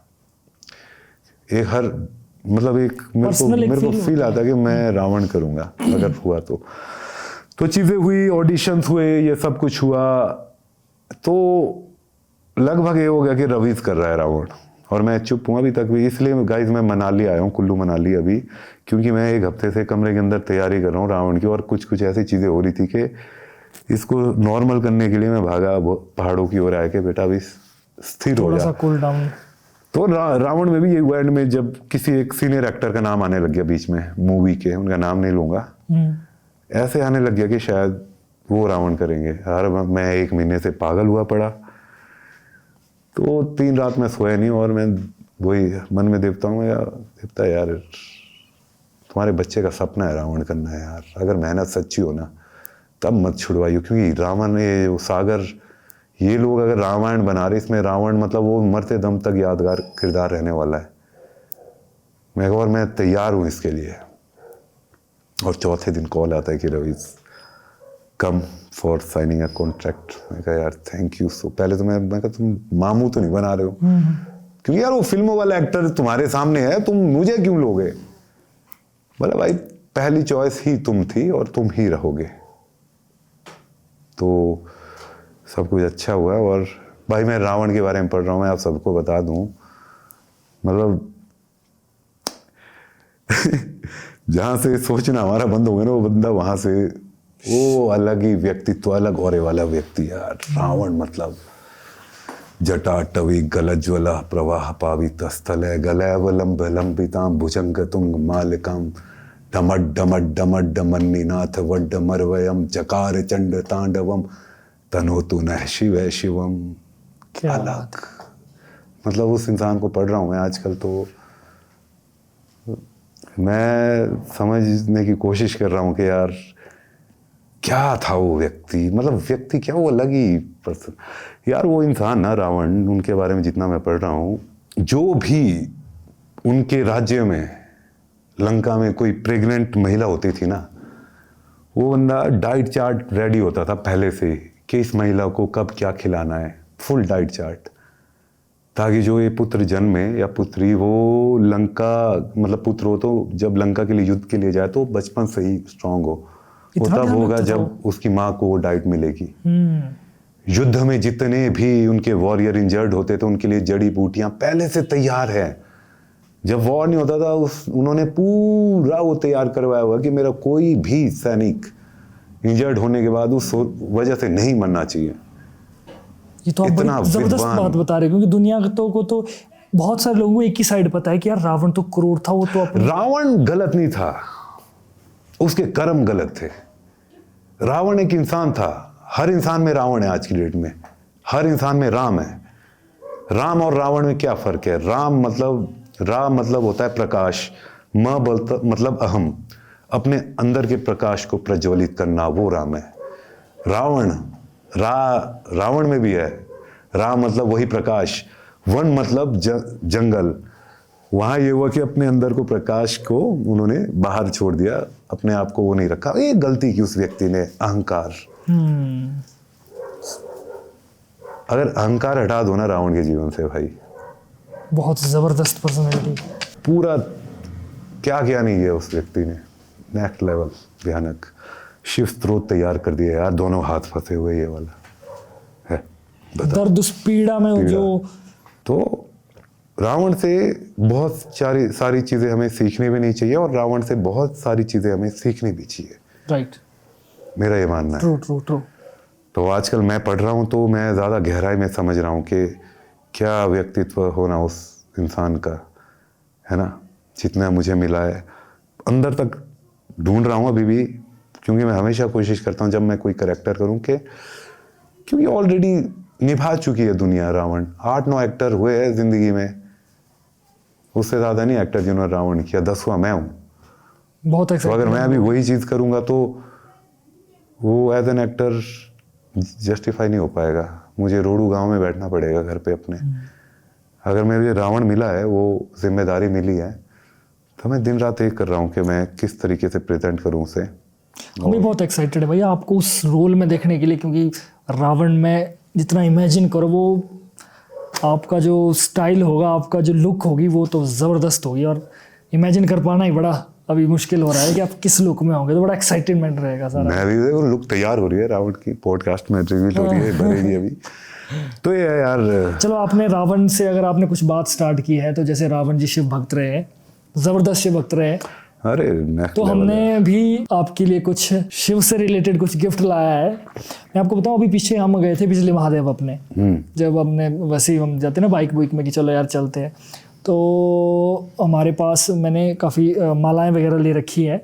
और लेकिन वो मालाएं ले रखना और अगर उनमें कुछ एनर्जाइजर उनको ना करें तो वो बहुत डिफरेंट होता है ना। सिंपल माला, एक माला ले लो, मूर्ति ले लो, प्राण प्रतिष्ठा अगर नहीं है तो वो सिर्फ एक मूर्ति है, वो अपने भाव से आप फिर उसको कर सकते हो। लेकिन हम गए ऊपर, मैंने कहा चलते ऊपर, और अपनी मालाएं भी लेकर चले गए हम ऊपर।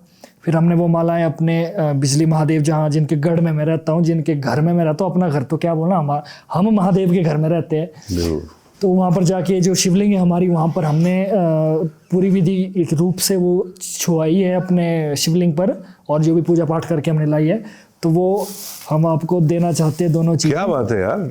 एक तो सबसे पहला आपको ज़रूर पसंद आएगा, ये महादेव का, अरे अद्भुत स्पेशल यार, आपके लिए है। धन्यवाद यार। तो एक ये है, और दूसरा अगर आप छूना ही मतलब थैंक यू यार डार्लिंग, थैंक यू। हाँ तो मैं ऑडियंस को बता दूं, देखो यार क्या अद्भुत गिफ्ट भाई ने मेरे लिए लाया है। और ये आपको, आप इसके साथ इसको जब भी सकते हो, गले में भी पहन सकते अरे हो। यार। इसको देखो, इसमें आपको महसूस होगा पकड़ते कि एनर्जाइज है। क्या बात, तो इसे प्रॉपर रुद्राक्ष है, ओरिजिनल रुद्राक्ष है, ऐसा नहीं है मतलब वो original गजब रुद्राक्ष है। है। और मैं आप सबको ही बोलता हूँ भाई, देखो चीज़ों को ना, मैं अपना एक्सपीरियंस बताता हूँ। मैं 4 सालों से वेजिटेरियन हो चुका हूँ पूरा, क्या बात है। भयानक। और जब से मैं वेजिटेरियन, और मेरे सैटरडे के व्रत होते हैं शनिदेव के, ओम शम शनिश्चराय नमः। तो जब से ये परिवर्तन मैंने अपने अंदर लाया, तो मेरे जीवन में ना बहुत चेंजेस आए, और बहुत अच्छे चेंजेस। और मैं एक ऐसा लड़का हूँ भाई, इस प्रोफेशन में तुम्हें पता है, नॉन वेज मतलब रोज़ बॉइल्ड चिकन खाना, वो जर्नी बंद करके मैंने घर वालों के कहने पर एक बार ये ट्राई किया था, और मेरा जीवन बदल गया भाई। मैं जपता हूँ, मैंने तुम्हें बताया ना, मैं इसे जपता हूँ 108 बार। और मैं आप सबको ही बोलता हूँ, चलो अभी छोटे लड़कों को तो समझ नहीं आएगी चीज़ें, मुझे पता है मैं भी, पर जो समझ चुके हैं ना या शुरुआत नहीं कर पा रहे हैं, मैं एक बार आपको बताऊंगा, कोशिश करना, तुम्हारा ना जीवन बदल जाएगा भाई। काम करो, ये नहीं किसी के भरोसे रहो, कर्म करो, मेहनत करो, पर अपने आप को ना प्योर करने के लिए ये चीज़ें करो यार। प्योरिटी बहुत ज़रूरी है। अंदर से आप प्योर होगे ना, आप पूरी जगह पॉजिटिविटी फैलाओगे। तो थैंक यू सो मच। बिल्कुल बिल्कुल भाई। मेरे को so take care guys, and ध्यान रखिए भाई का, शेयर कीजिए, लाइक कीजिए, प्यार दीजिए अपने भाई को, क्योंकि इसकी जर्नी भी बड़ी अद्भुत रही है यार। तो आने वाले टाइम में बहुत अच्छे पॉडकास्ट भाई आपके लिए लाएगा। मुझसे कोई ड्यूरिंग पॉडकास्ट कोई गलती होगी, देखो इंसान है ना, भावना में बह जाते हैं, भावुक हो जाते हैं, तो हम मांगते हैं क्षमा। पर इतना अपने को पता कि जो भी है मैंने अपनी चीज़ें बताई है, दूसरों का कुछ बताया नहीं है। तो चलिए दोस्तों, आपको कैसा लगा आज का एपिसोड, कमेंट करके जरूर बताएं। अगर आपको कोई ऐसी बात पसंद आती है जिस बारे में आप चाहते हैं कि इस बारे में और बात हो, लेकिन हम उस बारे में बात नहीं कर पाए, तो आप कमेंट कर सकते हो। अगर आप चाहते हो कि इस वीडियो का नेक्स्ट पार्ट चाहिए, तो आप नेक्स्ट पार्ट लिख कर भी कमेंट कर सकते हो। तो रवीश भाई, आखिर में कोई मैसेज, कुछ कहना चाहते हैं? कुछ मन में कुछ है? मन वाली सारी बातें होगी। अभी आप लोगों के ऊपर है, आप लोग हेल्प करिए इसकी। देखो हम लोग तो वही चीजें बता सकते हैं, अपनी चीजें शेयर कर सकते हैं ना। यूट्यूब को ग्रोथ हो, देखो सब यहाँ तो मेहनत होती है, बाकी आप लोगों के हाथ में है। चीजें अच्छी लगी उसे स्प्रेड कीजिए, जो नहीं अच्छा लगी उसे कमेंट कीजिए, उसे बताइए, राय दीजिए, है ना। तो यही परिवार की यही चीजें होती है। परिवार इसीलिए कहा जाता है यूट्यूब का कि हमसे गलती हो तो आप सुधारे, आप लोगों को हम अच्छे लगे तो आप लोग दुनिया को बताएं कि ये है हमारा परिवार। बिल्कुल। तो मैं कहना चाहता हूँ, thank you so much Ravish भाई, एक बार फिर से आप मेरी पॉडकास्ट में आए। क्या बात है, बहुत अच्छा लगा। मतलब इतना मुझे लगता है हम 2-2.5 घंटे बैठे। 20 लाख भाई, 20 लाख ले रहा हूँ मैं, तो आप 2 घंटे बैठाओ, कोई बात नहीं, it's okay. Thank you so much. तो गाइस, मार्केट में आपने बहुत सारी ऐसी चीजें देखी होगी, जैसे कोई माला, ब्रेसलेट या किसी भी तरीके का सुरक्षा कवच, जो ये कहेंगे कि आपको ये काले जादू से, बुरी नजर से या तंत्र विद्या से बचाएगा वगैरह वगैरह। लेकिन किसी चीज को बिना प्राण प्रतिष्ठित किए, बिना एनर्जाइज किए, वो मात्र एक शो पीस है और एक फैशन तक ही वो सीमित है। इसलिए हम आपके लिए लेकर आए हैं 100% ओरिजिनल रुद्राक्ष के प्रोडक्ट्स, जो कि हमने खुद महादेव के मंदिर में, शिवलिंग में प्रतिष्ठित किए हैं और उनको एनर्जाइज किया गया है, जो कि आपको किसी भी तरीके की बुरी नजर, काला जादू या तंत्र विद्या से आपकी रक्षा करेगा और आपके अंदर बहुत सारी पॉजिटिविटी लाएगा। तो गाइस, इसमें बहुत सारे हमारे प्रोडक्ट्स हैं, जैसे तरह तरह की मालाएं हैं जो कि आप जाप भी कर सकते हो और उनको पहन भी सकते हो। इसके अलावा नज़र सुरक्षा के लिए ये प्रोडक्ट्स है जो कि आपको बुरी नज़र से बचाएंगे, और इसके साथ ही ब्रेसलेट्स है। तो गाइस, अगर आप लेना चाहते हो हमारे प्रोडक्ट, तो हमारे वीडियो के डिस्क्रिप्शन में जाइए, वहां पर हमारी इंस्टाग्राम आईडी होगी, वहां पर आप प्रोडक्ट चूज कर लीजिए और अच्छा लगे तो जरूर लीजिए। तो तब तक के लिए देखते रहिए द लिमिटलेस टॉक। जय भोलेनाथ।